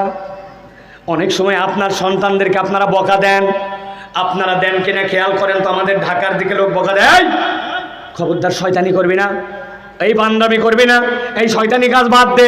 তার মানে কি ওই ছেলে এমন কাজ করতেছে যেই কাজ শয়তানি, ও করলে শয়তানের অনুসরণ করা হয়, ঠিক কি না? কিন্তু আল্লাহ বলছেন না, আতবাহু শাইতান ফাকানা মিনাল গাওয়িন। কেউ যদি জেনে বুঝে আল্লাহর আয়াত থেকে মুখ ফিরায়, সেই ব্যক্তি শয়তানের অনুসরণ করে না, শয়তান তার অনুসরণ করতে লাগে। আর একবার শয়তান যার পিছে লেগে যায়, আল্লাহ বলছেন ওই ব্যক্তির আর বাঁচার কোনো কায়দা নাই। তাহলে এখানে অপরাধ কয়টা? দুইটা। জোরে বলেন, সবাই বলেন কয়টা? আল্লাহ বলছেন নবী আরো তার দুইটা অপরাধ আছে, সামনে দিকে সেইটা আপনি আপনার উম্মতকে জানাবেন। তাহলে পিছনের অপরাধ দুইটা আর সামনে অপরাধ দুইটা, টোটাল অপরাধ তাহলে এই লোকের কয়টা? সবাই বলে নাই কয়টা? হাতগুলো নামান, এরকম করে রেডি করেন, সব হাত রেডি করেন। আমি যেই বলবো টোটাল অপরাধ কয়টা, একসাথে তুলে দেখাতে হবে চারটা। বলেন টোটাল অপরাধ কয়টা? সব হাত ওঠে নাই, হাত নামান। মা বোনেরা কি ওয়াজ শুনতেছে ভাই? শিওর আপনি? আপনি শিওর না, আন্দাজে বলেন না। ওনারা ঈদের পরে ওনার বাড়িতে বেড়াতে আসছে, ছোটবেলায় এতটুকু দেখছিল, তার বিয়ে হয়েছে, হয়ে আবার তার বাচ্চা হয়েছে, এখন ওটার নাম মর্জিনা, হয়তো অক দেখেছে আছে, বলছে হায় রে মর্জিনা, তোর আবার বেটি হচ্ছে, শ্বশুরবাড়ি কোনটা রে? এই যে গল্প উঠছে মর্জিনার সাথে, ওয়াজের গুল্লি মারি, ও মহিলা খালি শুনেই যাচ্ছে আর গল্প করেই যাচ্ছে, ঠিক কি না? আবার অনেকগুলা কোমরে করে একটা টেন্ডেস্টার নিয়ে আসছে, রেডিও চ্যানেল, 10 মাস বয়স, 11 মাস বয়স, উনি খালি আসার পরেতে হ হ হ, ওরও ওয়াজ শোনা শেষ, পাশের জন্য ওয়াজ শোনা শেষ। আছে কিনা এরকম? মা বোনেরা, বহুত কষ্টের আয়োজন, বহুত কষ্ট করে আসছেন। আমি আপনাদেরকেও বলবো, আমরা আপনাদেরকে দেখতেছি না, আল্লাহ দেখতেছে। আলসামি করে বসে থাকেন না। ওয়াজ কোরআনেরটা পুরুষ নারীর খুব কম আলাদা, ম্যাক্সিমাম এক ওয়াজ। এই জন্য আমি বলতেছি টোটাল অপরাধ কয়টা যেই বলবো, আপনারা আল্লাহকে দেখানোর জন্য একসাথে বলতে হবে চারটা। টোটাল অপরাধ কয়টা? সবার ওঠে নাই হাত, লাস্ট সুযোগ দিলাম, হাত নামান। টোটাল অপরাধ কয়টা? মাশাআল্লাহ, হাত নামান। দিনাজপুরে মাহফিল আসলে মন ভরে যায়, আলহামদুলিল্লাহ। শ্রোতারা অ্যাক্টিভ শ্রোতা ছাড়া ওয়াজ করে মজা নাই ভাই। হয়তো অনেকে দুঃখ পাচ্ছেন, কষ্ট, হুজুর কি শুরু করলো, আসার পর হাত সোজা করো, হাত তোলো, এগুলোর কারণ আছে ভাই। আমাদের অধিকাংশ ওয়াজ বাড়িতে যায় না, আমার এইগুলা কৌশলের কারণ হচ্ছে এই ওয়াজটা যেন বাড়িতে যায়, ঠিক কিনা? মাঠে যেন না থাকে, এই আলোকে যেন আমাদের জীবন পরিবর্তন হয়। হাজার হাজার লোক প্রত্যেকের জীবনে 2 ঘন্টা যোগ দেন তো, এখানে যদি 5000 লোক থাকে, 2 ঘন্টা যোগ দিলে কত হাজার ঘন্টা ব্যয় হয়ে যাচ্ছে। তাহলে এইটা যদি প্রোডাক্টিভ কাজে না লাগে, আল্লাহর কাছে আমাদের জবাব দেওয়া লাগবে, ঠিক কিনা? এই জন্য ভাই গজল মজল এগুলো জানিও না, পারিও না, গল্প কিচ্ছে এগুলো আমার শেখাও নাই, বলতেও পারি না। টান টান কোরআন থেকে কিছু কথা বলবো, এইগুলো আমরা বাড়িতে নিয়ে যাব। সকলে একসাথে বলেন আল্লাহুম্মা আমিন। 1 নম্বর, তাহলে আয়াত দেওয়া হয়েছিল, জেনে বুঝে সেখান থেকে মুখ ফিরাইছে। 2 নম্বরে শয়তান তার পিছে লেগে গেছে। আল্লাহ বলছেন নবী জানান, ওয়ালাউ শিনা লারাফানাহু বিহা। ওই লোক যে কি ভুল করলো, ও জেনে বুঝে গাদ্দারি করলো, আল্লাহ বলছেন ওয়ালাউ শিনা লারাফানাহু বিহা। যদি সে কোরআন মেনে নিত, আল্লাহর আয়াতকে মেনে নিত, আমি চাইলে তার মর্যাদা আসমানে উঠাই দিতাম। কিন্তু আল্লাহ রাব্বুল আমিনের কথা শুনল না। আল্লাহ বলছেন আরো 2টা অপরাধে নিমজ্জিত হলো। আল্লাহ কোরআনে বলছেন, ওয়ালাকিন্নাহু আখলাদা ইলাল আরদ ওয়াত্তাবা হাওয়া ফামাসালুহু কামাসালিল কালব ইন তাহমিল আলাইহি ইয়ালহাস আও তাতরুকুহু ইয়ালহাস যালিকা মাসালুল কওমিল্লাযীনা কাযযাবু বিআয়াতিনা। আমার আল্লাহ আল্লাহ বলছেন 3 নম্বর অপরাধ কিসে ঢুকলো? আল্লাহ বলছেন ওয়ালাকিন্নাহু আখলাদা ইলাল আরদ, ওই ব্যক্তি নিরেট দুনিয়াদার হয়ে গেল। আরবিতে খুলদুন মানে ওই প্রাণী, যেই প্রাণী মাথা উঁচু করলেও সব সময় জমিনমুখী হয়ে থাকে, ঘাস খায়, খড় খায়, পানি খায়, জমিনে চড়ে বেড়ায়, কিন্তু মাথা তার নিচের দিকে থাকে। এরকম একটা প্রাণীর নাম বলেন গরু, আরেকটার নাম বলেন। কিন্তু আশ্চর্য, এই কথাটা সারা জীবন হৃদয়ের মধ্যে ঢুকায় রাখেন। পৃথিবীতে 3 ধরনের প্রাণী আছে। কয় ধরন? একটা হচ্ছে আল্লাহ বলছেন মুকিব্বানালা ওয়াজিহি, সরীসৃপ, যেইগুলা সাপ, যেইগুলা টিকটিকি, যেইগুলা কেঁচো, ও সব সময় সিজদার হালতে থাকে। যদিও আমি দেখি মুখ দিয়ে চলে, কিন্তু ওর হালত সিজদা, আরেকটার হালত রুকুর হালত। গরু, ছাগল, ভেড়া যদিও মাঝে মাঝে পা উঁচু করে, কিন্তু রুকুর হালতে থাকে। আর একমাত্র ব্যতিক্রম মানুষ, যাকে আল্লাহ মাথা উঁচু করার যোগ্যতা দিয়েছেন, কিন্তু মাথা উঁচু করলে হবে কি? আল্লাহর ওই বান্দা এমন দামি বান্দা, যেই বান্দা রুকুর হালতের প্রাণীর মতো যেতে পারে, সিজদার হালতের প্রাণীর মতো আল্লাহর কাছে হাজিরা দিতে পারে। আল্লাহু আকবার বলে দাঁড়ায় গেছে, সানা পরে আল্লাহর প্রশংসা করেছে। আল্লাহ তুমি বড়, আমার মাথা উঁচু, সব প্রাণীর থেকে আলাদা। আল্লাহর কাছে তেলাওয়াত করার পরে এবার আল্লাহু আকবার বলে বান্দা রুকুতে গেছে, মাথা একবারে সোজা করেছে, এমন সোজা পিঠের উপরে কলসি রাখা যাবে এইরকম সোজা করেছে। সোজা করে আল্লাহকে বলতেছে, আল্লাহ আমি এখন তাবৎ দুনিয়ার রুকুকারী প্রাণীর মতো, কিন্তু আমি তখন বলছি সুবহানা রাব্বিয়াল আযীম, আমার রব সবচেয়ে বড়, তার পবিত্রতা রব। এরপরে আমি দাঁড়ায় গেলাম, সামি আল্লাহু লিমান হামিদা, এটা আল্লাহর পক্ষ থেকে বান্দার সারা আল্লাহর প্রতি খুশি হয়ে বলেছে রব্বানা লাকাল হামদ হামদান কাসীরান তাইয়িবান মুবারাকান ফি। এরপরে আল্লাহু আকবার বলে বান্দা সিজদায় চলে গেছে। নাক তার মাটিতে, কপাল তার মাটিতে, 2 হাত তার মাটিতে, 2 হাঁটু তার মাটিতে, 2 পা তার মাটিতে, সব অঙ্গ দিয়ে বান্দা এখন সরীসৃপ প্রাণীর মতো নাক ছেঁচড়ানি দিছে। কাফের মুশরিকরা বলতো এ আবার কেমন আমল, মাথা নিচে পাছা উপরে, জীবনে এরকম সিজদা দেখি নাই। আল্লাহ বলছেন বান্দা ওই রকম করে সিজদা দিছে, কিন্তু সিজদায় যে বলেছে আমি যখন একদম নিচে সুবহানা রাব্বিয়াল আলা, আমার রব তখন সবচেয়ে উপরে। আমার নবী বলছেন বান্দা যখন সিজদায় যায়, আল্লাহ আর বান্দার মধ্যে কোনো পার্থক্য আর থাকে না। আল্লাহ বলতেছেন কিন্তু এই বান্দার 3 নম্বর অপরাধ, ওয়ালাকিন্নাহু আখলাদা ইলাল আরদ, হালাল হারাম চিন্তা করে নাই, দুনিয়ার স্বার্থকে কখনো জলাঞ্জলি দিতে পারে নাই। ওই গরু ছাগলের মতো নিরেট দুনিয়াদার হয়েছে, দুনিয়া ছাড়া আর কিচ্ছু বোঝে না। এরকম লোক আছে কিনা? হালালের তোয়াক্কা করে না, হারাম গোনে না, আমার দুনিয়া চাই, তার জন্য যা করা লাগবে আমি তাই করতে রাজি আছি, ঠিক কিনা? চেনেন এরকম লোক? চেনেন? আমি 2টা লোককে চিনাই দেই, দেখেন তো চিনতে পারেন কিনা। ঈদের বাজার করার জন্য দিনাজপুর শহরে গেছিলেন, হঠাৎ করে কাপড় কেনার পরে এক লোক বলছে আপনার মতো মুরব্বী চেনা লোক বলে কেনা দামে দিলেন। বাপ দাদার জন্মে আপনাকে দেখে নাই, বিক্রি বাড়ানোর জন্য বলছে চেনা লোক, বলতেছে আপনাকে কেনা দামে দিলাম। এই কথা বলে ভণ্ড আপনার 1000 টাকা কাল্লা কেটে ফেলছে। এরকম দোকানদার আছে কিনা ভাই? और माल हालाल आइटेम हालाल सब हालाल किन्तु निरेट एकटू दुनियादारी होवार जन्य हालाल हारामेर विवेचना करे नाई ओई लोक हालाल मालके हाराम कौशले बिक्री करे एरकम लोक आपनार आमार एलाकाय आछे किना आछे भाई एत बड़ दाड़ीवाला बाप मरे जाওয়ার समय बोले गेছে বনের জমিগুলা ফেরত দিয়ে দেশ ওই বোনকে বুড়া হয়ে ওয়াজ করতেছে বোন ভিটার জমির ভাগ নেওয়া হয় না সংসারে বরকত হয় না আছে কিনা এরকম বদমাইশ ব্যাককল তুই বাপের ভিটায় বসে বনে ওয়াজ করিস ভিটার জমিতে বরকত হয় না তুই আগে ভিটার থেকে সর কিনা এত বড় দাড়ি কিন্তু এখন পর্যন্ত হালাল হারাম চিন্তা করে নাই ও নিরেট দুনিয়াদার হয়েছে এরকম লোক আমাদের এলাকায় আছে কিনা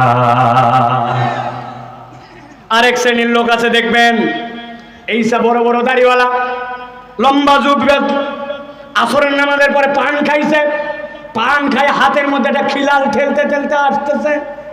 এক ছেলে এসে বলছে, চাচা আমার ছেলেটার অসুখ, ডাক্তার দেখান লাগবে, 1,000 টাকা হাওলাত দেন। বলছে হাতের টাকা নাই, সর বললাম। বলছে বাবারে বড় বিপদ, 1,000 টাকা হাওলাত দেন, আমার যে কি ঝামেলা আপনি জানেন না। বললাম হাতের টাকা নাই। খানিকক্ষণ পরে ওই ছেলে বলছে, মুরব্বী আপনাকে কিন্তু আমি চিনে বুঝে আসছি, মনে করছেন এমনি এমনি টাকা নিব। আজকে বুধবার 1,000 দিবেন, আগামী শনিবার 1250 ক্যাশ রিটার্ন। বলছে ব্যাগ কল কোথাকার, মানুষের হাতের টাকা থাকে নাকি, বাড়ির চল। বাড়িতে নিয়ে চলে আসছে, আসার পরে 1,000 টাকা দিছে, দিয়ে আবার বলছে লাগলে আরো লে, তোর চাষিও কিন্তু ব্যবসা করে, বাড়িতে বসে থেকে কি করবে, তবে যা করবি তাড়াতাড়ি কর। আসরের নামাজ পড়ে আসছি ছোট দিনের বেলা, মাগরিবের নামাজ আমি তকবির উলার সাথে ধরা লাগবে। আসরের নামাজ পড়ে আসে, সুদে টাকা লাগায়া, দাদনে টাকা খাটায়া, আবার মাগরিবের নামাজ জামাতে ধরতে চায়। এরকম মুনাফিক মার্কা মুসলমান আছে কি না? আছে। আমার আল্লাহ রাব্বুল আলামিন বলছেন, ওয়ালাকিন্নাহু আখলাদা ইলাল্লাহ, ওই বেটা 3 নম্বর দোষ, নিরেট দুনিয়াদার হয়ে গেছে, হালাল চিনে না, হারাম চিনে না, ইসলাম তার সাইনবোর্ড, আল্লাহ রাসূল মানে না, তার যতটুকু মন চায় ততটুকু আল্লাহ মানে, আর যতটুকু মন চায় না দুনিয়াদার হয়ে যায়। এরকম মুসলমানও কিয়ামত পর্যন্ত সমাজে থাকবে, ঠিক না? 4 নম্বরে আল্লাহ বলছেন তার অপরাধ হচ্ছে 4 নম্বর, ওয়াত্তাবা হাওয়া। 1 নম্বর আল্লাহর আয়াত জেনে বুঝে অস্বীকার, মুখস্থ করেন, আমার দিকে তাকান। 2 নম্বরে শয়তান তার অনুগামী। 3 নম্বরে নিরেট দুনিয়াদার। আর আল্লাহ 4 নম্বরটা সাংঘাতিক বলতেছেন। আল্লাহ বলছেন ওয়াত্তাবা হাওয়া, সে তার মন পছন্দ জিন্দেগি চালায়। ইসলাম ততদূর মানে যতদূর তার লাগে, ইসলাম ততদূর মানে না যেই জায়গায় তার লাগে না। বুঝে থাকলে ঠান্ডা মাথায় উত্তর দেন। মন পছন্দ জিন্দেগি চালায়, আল্লাহ রাখছে, আবার নিজের ইচ্ছা মতো চলে। এরকম মুসলমান দিনাজপুরে আছে কিনা? তারা উত্তর দেন নাই। আরেকটা সুযোগ দিলাম, আছে কি নাই? লাস্ট চান্স দিলাম, আছে কি নাই? জোরে বলানোর কারণ আছে। আছে বললে মজা লাগে, আছে বলা বাদ দেন, বলেন আমরা। কিসের আছে? হুজুর প্রমাণ দেন। মন পছন্দ জিন্দেগি চালায়। আমাদের ঢাকায় 1 শ্রেণীর ভিআইপি মুসলমান আছে, দিনাজপুরে আছে কিনা দেখেন তো। ডান কাঁধে একটা ফেরেশতা আর বাম কাঁধে একটা ফেরেশতা আছে। এইটা বিশ্বাস যারা করেন না তারা হাত তোলেন। সবাই বিশ্বাস করেন, ভালো, এটা আমাদের ইমানের অংশ। 1 শ্রেণীর মুসলমান আছে, ডান কাঁধের ফেরেশতা বিরাট রেস্ট দিছে। ওরা কেবল সপ্তাহে 1 বার ডান কাঁধের ফেরেশতা একটুখানি ডিউটি পালন করে। জুম্মার দিন 1:15টার সময় মোবাইল ঠেলতে ঠেলতে 1 শ্রেণীর লোক মসজিদে আসে। আসার পরে মোবাইল দেখা বন্ধ হয় না।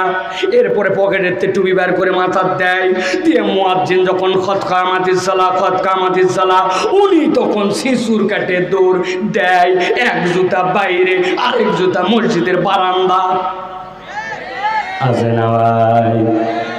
ফেরেশতা তখন কোন রকম উঠে লেখে, জনাব আব্দুল আহাদ, জনাব রুবেল হোসেন, সোহেল মিয়া 2 রাকাত নামাজ পড়েছে। লেখে আবার ফেরেশতা নাই, 1 সপ্তাহের জন্য রিল্যাক্স।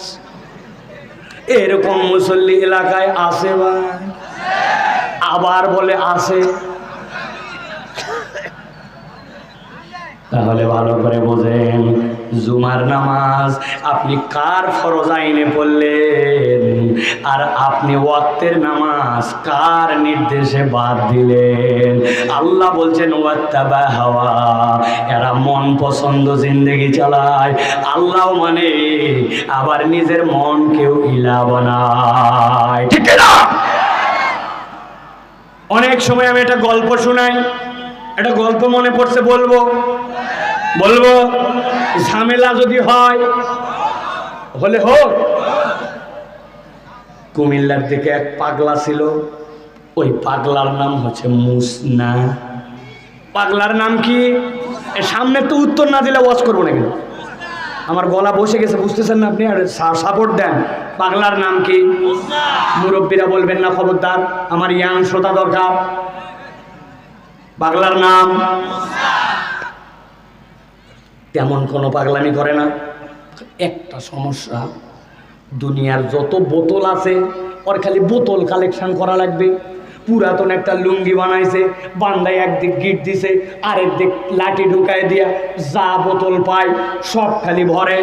একজন লোক একটা মজো খাচ্ছে, মুখের দিক তাকায় আছে, বলছে মজো খাবি, বলছে না। তো কি জন্য তাকায় আছে? তাড়াতাড়ি খাওয়া শেষ কর, বোতল নিব। হারে জ্বালা, কারো খাইয়েও সুখ নাই, ওর খালি বোতল নেওয়া লাগবে।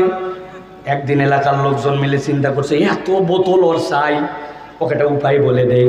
বলছে শোনোস না, কুমিল্লা তার কয়টা বোতল? বোতলের শহর হচ্ছে ঢাকা শহর। ডানে বোতল, বামে বোতল, সামনে বোতল, পিছনে বোতল। তোর কত বোতল লাগবে? তুই কুমিল্লার থাকিস না, তুই ঢাকা চলে যা, কোটি কোটি বোতলের মালিক হয়ে যাবে। পাম্পটি শুনে মুসনা চিন্তা করছে, ঠিক আছে, আমি আর কুমিল্লায় থাকবো না, আমি এবার ঢাকায় যাব বোতল কুড়ানোর জন্য।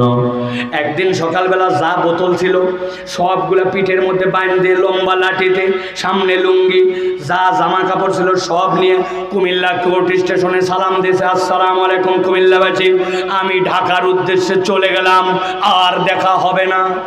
লোকজন চিন্তা করছে অবশেষে মুক্তি পাওয়া গেল। মুসনা সকালবেলা উঠে ঢাকার দিকে হাঁটা দিছে, ও কোনো গাড়ি টাড়িতে যাচ্ছে না, হাঁটতে হাঁটতে হাঁটতে হাঁটতে ঢাকা টু কুমিল্লা 60 কিলোমিটার।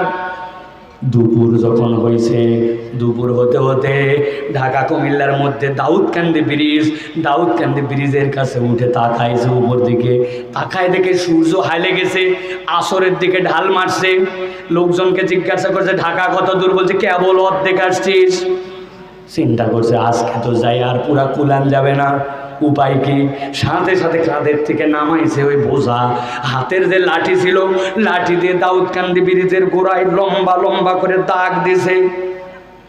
অনেক সময় ক্রিকেট প্লেয়ার আগে অনেকগুলা ছিল, স্ট্যাম্প নিয়ে ওর বেল নামায়া আস্তে করে গার্ড নিত, দেখছেন কিনা? স্ট্যাম্পের বেল দিয়ে পুঁতে পুঁতে দাগ দিত, ওই রকম বাঁশ দিয়ে আচ্ছা মতো দাগ দিছে, দিয়ে টিয়া আবার কান্দের মধ্যে বোতল তুলে উল্টা দিকে কুমিল্লা হাঁটা। এ হাঁটা গেছে হাঁটা, মাগরিব হতে হতে কুমিল্লায় পৌঁছায় গেছে। গাল বসে গেছে, চোখ ঢুকে গেছে, মুখ চোখ অস্থির হয়ে গেছে। লম্বা একটা রাস্তা হেঁটে আসে, লোকজন বলছে যে কিরে মুসনা, তুই না ঢাকায় চলে যাওয়ার কথা, আবার এই বিকালবেলা চোখ মুখ অন্ধকার করে কোথা থেকে আসলি?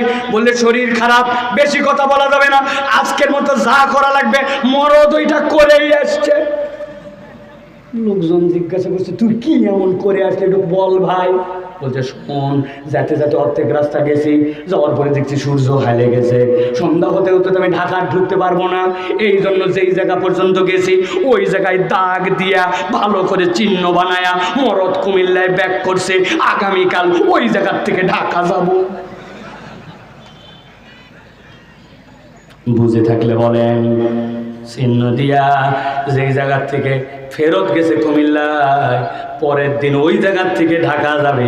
এই তরিকায় যদি কিয়ামত হয়ে যায়, ওই লোক কি জীবনে ঢাকা দেখবে? এটা বুঝে উত্তর দেন, ঢাকা দেখবে? ও মুসলমান, আল্লাহ রাব্বুল আলামিন বলছেন ওয়াত্তাবা হাওয়া। মুসনার পাগলামো দেখে হাসছি, কেইসা পাগলের পাগল, কিন্তু নিজের বিবেকের কাছে প্রশ্ন করেন। আপনি জুমার দিনে আসলেন, জুমার নামাজে শরীক হলেন, আপনি সওয়াব কামাই করলেন, আল্লাহর নির্দেশ মানলেন, জান্নাতের দিকে আগায় গেলেন, আপনি কতখানি আগাইলেন? আর ওই বান্দাই আসর পড়লো না, মাগরিব পড়লো না, সপ্তাহের বাকি নামাজ পড়লো না, জুম্মা পড়ে জান্নাতের দিকে কতখানি আগালেন? আর ওয়াক্তের নামাজ বাদ দিয়া জাহান্নামের দিকে আবার কত দূর গেলেন? এই হিসাবের খেলা যদি চলে, তাহলে কি মুসনা পাগল নাকি আমরা এক একটা পাগল? হিসাব মেলা। আর ওয়াজ লাগবে, এই শেষ হয়ে যাওয়ার কথা। আমরা আমাদের জীবনে এই পাগলামি করে বসে আছি। ওই লোক নামাজের ইসলাম মানবে, রোজার ইসলাম মানবে, হজের ইসলাম মানবে, কিন্তু যেই না হুজুর বলবে সংসদেও আল্লাহর বিধান চলো, দেশটা আল্লাহর আইনে চলো, দেশ থেকে যে টাকা পাচার করে নিয়ে গেল ওইগুলাকে ধরে এনে আল্লাহর আইনে বিচার করা হোক, চোরের বিচার আল্লাহর আইনে হোক, জেনার বিচার আল্লাহর আইনে হোক, সাথে সাথে বলবে এই হুজুর তো মনে করছিলাম দল করে না, এখন ইনিও দেখি দলের কথা বলে। আছে কি না? তার মানে কি বোঝা যায়? ওয়াত্তাবা হাওয়া, সে তার মন পছন্দ জীবন চালায়। আল্লাহ বলছেন এটা কখনো প্রকৃত ইমানদারের গুণাগুণ হতে পারে না। গভীর মনোযোগ, গভীর মনোযোগ, গভীর মনোযোগ। 4টা অপরাধ। কয়টা? আল্লাহ বলছেন যার মধ্যে জেনে বুঝে আল্লাহর আয়াত অস্বীকার, যার মধ্যে শয়তান অনুগামী, যেই ব্যক্তি নিরেট দুনিয়াদার, যেই ব্যক্তি তার মন পছন্দ জিন্দেগি চালায়, আল্লাহ বলছেন নবী জানায় দেন এই মানুষদের ব্যাপারে আমি আল্লাহর কাছে একটা উদাহরণ আছে। আল্লাহ বলছেন ফামাসালুহু কামাসালিল কালব। নবী জানায় দেন এই 4 দোষে দুষ্ট যারা, আল্লাহর কাছে তাদের উদাহরণ হচ্ছে কুকুরের মতো। একসাথে উত্তর দিবেন। ওই 4 অপরাধে যারা অপরাধী, আল্লাহর কাছে তাদের উদাহরণ কার মতো? সবাই বলে নাই, জোরে বলেন কার মতো? আমি যেভাবে বলি সেভাবে বলেন, কুত্তার মতো বলেন। শেষ আরেকটা সুযোগ দিলাম, ওই লোকগুলার উদাহরণ আল্লাহর কাছে কার মতো? চিন্তা করবে কোন এক হুজুরে কানছে এক কুত্তাও 4 বার বলায়। বিনা কারণে বলি নাই। আপনি যা ভাবতেছেন তা নয়। আপনি মনে করতেছেন কুত্তা একটা নিকৃষ্ট প্রাণী, খারাপ প্রাণী, আল্লাহর বাজে সৃষ্টি, নাপাক সৃষ্টি। আল্লাহ এই জন্য 4টা অপরাধ আছে যার মধ্যে তাদেরকে কুকুর বলতেছেন। জিনা জিনা জিনা। আমি আমার ভাষায় বলি, দুনিয়াতে অনেক মানুষের থেকেও অনেক সময় কুকুর বিশ্বস্ত হয়। আপনি ঠিক বললেও ঠিক, না বললেও ঠিক। আমার কাছে প্রমাণ আছে। আমি একদিন এক চায়ের দোকানে বসছি চা খাওয়ার জন্য। আমার একটা বদ অভ্যাস আছে, চা খাওয়ার সময় এমনি এমনি চা খেতে পারি না, চায়ের মধ্যে একটু বিস্কুট চুবাই খাওয়া লাগে। আপনাদের এরকম অভ্যাস আছে ভাই? কারা কারা চায়ের মধ্যে বিস্কুট চুবাই খান, টোস অমুক তমুক? বাবা আপনার সবাই। এখানে আমি বিস্কুট চায়ের মধ্যে চুবাইছি, কাপটা দেন তো ভাই। বিস্কুট চাই না চুবাইছি। কোন বিস্কুট খাবো চিন্তা করে উপরে তাকায় দেখে একটা এনার্জি, 5 টাকা দাম। কয় টাকা? কয় পিস থাকে? 3 পিস। 1 পিস আউট করে দিছে। আপনি খেয়ালই করেন নাই, দাম সেম রাখছে, মাল নাই। এত বড় বড় চিপসের প্যাকেট ঝমঝম ঝমঝম করে। আমার কথা ভাই, মাছের মধ্যে অক্সিজেন দেওয়া লাগে, চিপসে এত অক্সিজেন দেওয়া লাগলো কেন? আসল কাহিনী ভিতরে মাল কমায় দিছে, ঠোঙ্গার সাইজ ঠিক রাখছে। বিস্কুট একটা নিয়ে চুবাইছি যেই না, হঠাৎ করে দেখি প্রত্যেকটা লোক আসছে। ওই লোক আসে আমার দিক তাকায় বলতেছে, আপনি সাইফুল্লাহ ভাই? 5 বছর আপনার ওয়াজ শুনি, সত্যি সত্যি ভাই এই দেখেন আমার হাত পা কাঁপতেছে, কথা বলতে পারতেছি না, আপনার দেখে তো আমি অবাক হয়ে গেছি। আমি বললাম ভাই সত্যি সত্যি আমি সাইফুল্লাহ ভাই। এত অবাক হওয়ার কাম নাই, এত কথা বললেন এখনো সালাম দেন নাই। সালাম দেন বলছে, ও ভুলে গেছি, আসসালামু আলাইকুম হুজুর। এই যে মোহাব্বত করে, ভালোবেসে হঠাৎ করে দেখলে মানুষ এরকম এক্সাইটেড হয়, ঠিক না? এখন আমার চায়ের মধ্যে বিস্কুট ডুবানো আছে, ওই লোক এসে তো দুনিয়ার কাহিনী বলে 10 সেকেন্ড পার করছে। এখন যেই না ওই বিস্কুট তুলে আমি মুখে দিতে যাব, আল্লাহর কি কাম, বিস্কুট অ্যাক্সিডেন্ট করে পড়ে গেছে। যেই না বিস্কুট নিচে পড়ে গেছে, পাশে এক কুত্তা বসেছিল, কোত্থেকে জানি দৌড়ায় চলে আসছে ওই কুকুর। এসে আমি পা সরাতে দেরি, ওই মাথা নিচু করে দিয়ে 3 টানে বিস্কুট খেয়ে ফেলছে। আমি এখন আমার সোয়া 2 বিস্কুট, এই কোনার অল্প একটু আর এই 2টা খাওয়া দাওয়া শেষ করে ওই মুরব্বিকে চা খাওয়ায়া আমি চলে গেছি ওই দিনের মতো। ঠিক পরের দিন যেই চায়ের দোকানে বসছিলাম ওখানে বসছি, কোথ থেকে যেন একটা কুকুর আসছে, আসার পরে মাথা নিচু করে দিয়া শুধু এরকম করে আমার পায়ের কাছে আসে। দোকানদারে বলে, দোকানদার কুকুর সরাও, নাপাক গায়ের মধ্যে থাকলে নামাজ পড়তে দেবো, লাগলে নাপাক সরাও। বলছে হুজুর আপনি ওই রকম মনে করেন না, ওই কুকুর আপনার গা ছুবে না, কিন্তু গতকালকে আপনি তারা যে বিস্কুট খাওয়াইছিলেন ও মনে রাখছে। আজকে 24 ঘন্টা পরে আপনাকে দেখে ওই বিস্কুট খাওয়ার কৃতজ্ঞতা জানানোর জন্য তাকায় দেখেন, লেজ ডাউন, মাথা নিচু, ও কৃতজ্ঞতা জানাতে আসছে। আমি দিনাজপুরের মুসলমানের কাছে জিজ্ঞাসা করতে চাই, বলেন তো ভাই, গতকালকে ওই কুকুরকে কি আমি বিস্কুট খাওয়াইছিলাম নাকি বিস্কুট অ্যাক্সিডেন্ট করে পড়ে গেছিল? বিস্কুট খাওয়াইছিলাম না বিস্কুট পড়ে গেছিল?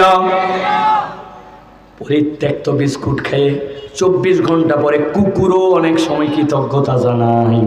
কিন্তু আপনি এমন মানুষ খুঁজে পাবেন, তাকে টাকা হাওলাত দিয়েছেন, এখন আপনার টাকা দরকার, ফেরত দেয় না, তার বিপদে আগায় গেছেন, এখন আপনাকে চেনে না। যে সময় তার প্রয়োজন ছিল আপনি জান দিয়ে দিয়েছেন, এখন আপনার প্রয়োজনে খুঁজে পাওয়া যায় না, উল্টা পাওয়া তো যায় না, সুযোগ পেলে আপনাকে বাঁশ দিতেও ছাড়বে না। আছে কিনা? তাহলে আল্লাহ কেন বললেন যাদের মধ্যে 4 অপরাধ তারা কুকুরের মতো? হিসাব পেলাম। আল্লাহ বলছেন তাহমিল আলাইহি আলহাস আও তাতরুকু আলহাস যালিকা মাসালুল কওমিল্লাযীনা কাযযাবু বিআয়াতিনা ফাকসুসিল কসাসা লাআল্লাহুম ইয়াতাফাক্কারুন।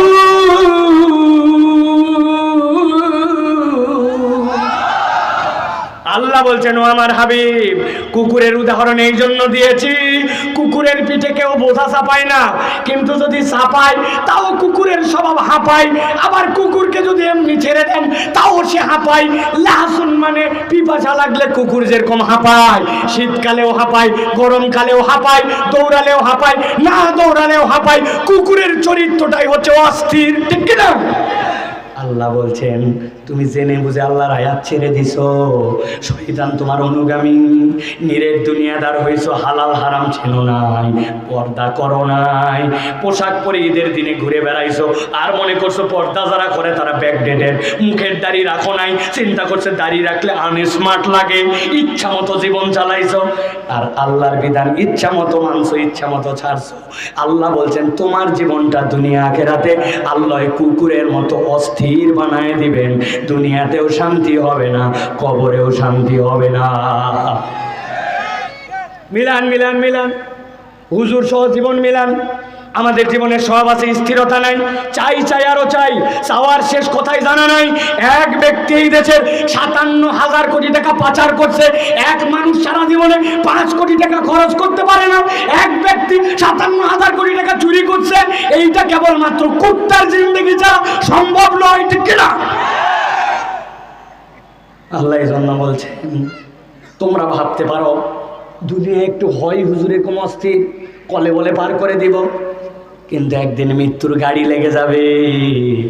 পোশাকগুলো এমনি এমনি খুললে ভালো, নচে টেনে ছিঁড়ে খুলে ফেলবে, মানুষের কাঁধে চড়াই দিবে, মানুষ দোয়া পড়তে পড়তে কবরস্থানে নিয়ে চলে যাবে।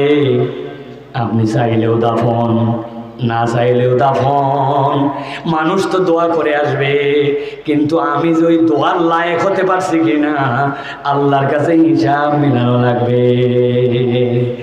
আল্লাহুম্মা গফিরলি হাইয়িনা ওয়া মাইয়িতিনা, আমার দোয়া আমার জন্য ঠিক আছে, কিন্তু আমার পাত্র ভাঙা, ওই পাত্র খালি, ওই পাত্র পানি ধারণ করার ক্ষমতা রাখে না। কেননা আমি জেনে বুঝে আল্লাহর বিধান থেকে মুখ ফিরাই নিয়েছিলাম, পণ্ডিতই ছিল আমার জীবনে, শয়তান আমার অনুগামী ছিল, যতটুকু আল্লাহ পছন্দ মানছে, যতটুকু ভাল লাগে নাই মানি নাই, হালাল হারামের বিবেচনা করি নাই, দুনিয়াদার আর দুনিয়াদার হয়েছিলাম। আল্লাহ বলছেন ওই দিনেই দোয়া কাজ দিবে না, ওই কবরের জীবনটাও তোমার কুত্তার মতো হবে, দুনিয়াও তোমার কুত্তার মতো অস্থির হবে। দিনাজপুরের মুসলমান, কথা শেষ আমার, একটা আবেদন দিয়ে শুধু কথা শুনতে চাই, আমরা কি মানুষের জীবন চাই না কুকুরের? কুকুর না মানুষ? আল্লাহ বলছেন নবী জানায় দেন, ফাকসুসিল কসাসা লাআল্লাহুম ইয়াতাফাক্কারুন, তাদেরকে এই ঘটনাটা বলে দেন, আশা করা যায় তারা এই মাঠ থেকে চিন্তা করার সিদ্ধান্ত নিয়ে উঠে যাবে। আগের জীবন আর পরের জীবনে এক রাখবে না। ফাকসুসিল কাসাসা লাআল্লাহুম ইয়াতাফাক্কারুন। আল্লাহ বলছেন তারা চিন্তা করবে, চিন্তা করবে। হই হই করে ওয়াজ শুনলাম, হই হই করে চলে গেলাম না। মিথ্যা আছে আর বলবো না, গালি দেই ছেড়ে দিলাম, পর্দা করি না, পর্দায় ঢুকে গেলাম। হারাম যে সম্পর্ক ছিল, হারাম সম্পর্ক বাদ দিয়ে দিলাম। দাড়িটা মুখের ছিল না, রাখার সিদ্ধান্ত নিলাম। টাকনুর নিচে কাপড় যেত, তুলে ফেললাম। আল্লাহর পক্ষে এখন থেকে কাজ করার সিদ্ধান্ত নিলাম। রাজি আছেন? রাজি আছেন? রাজি আছেন?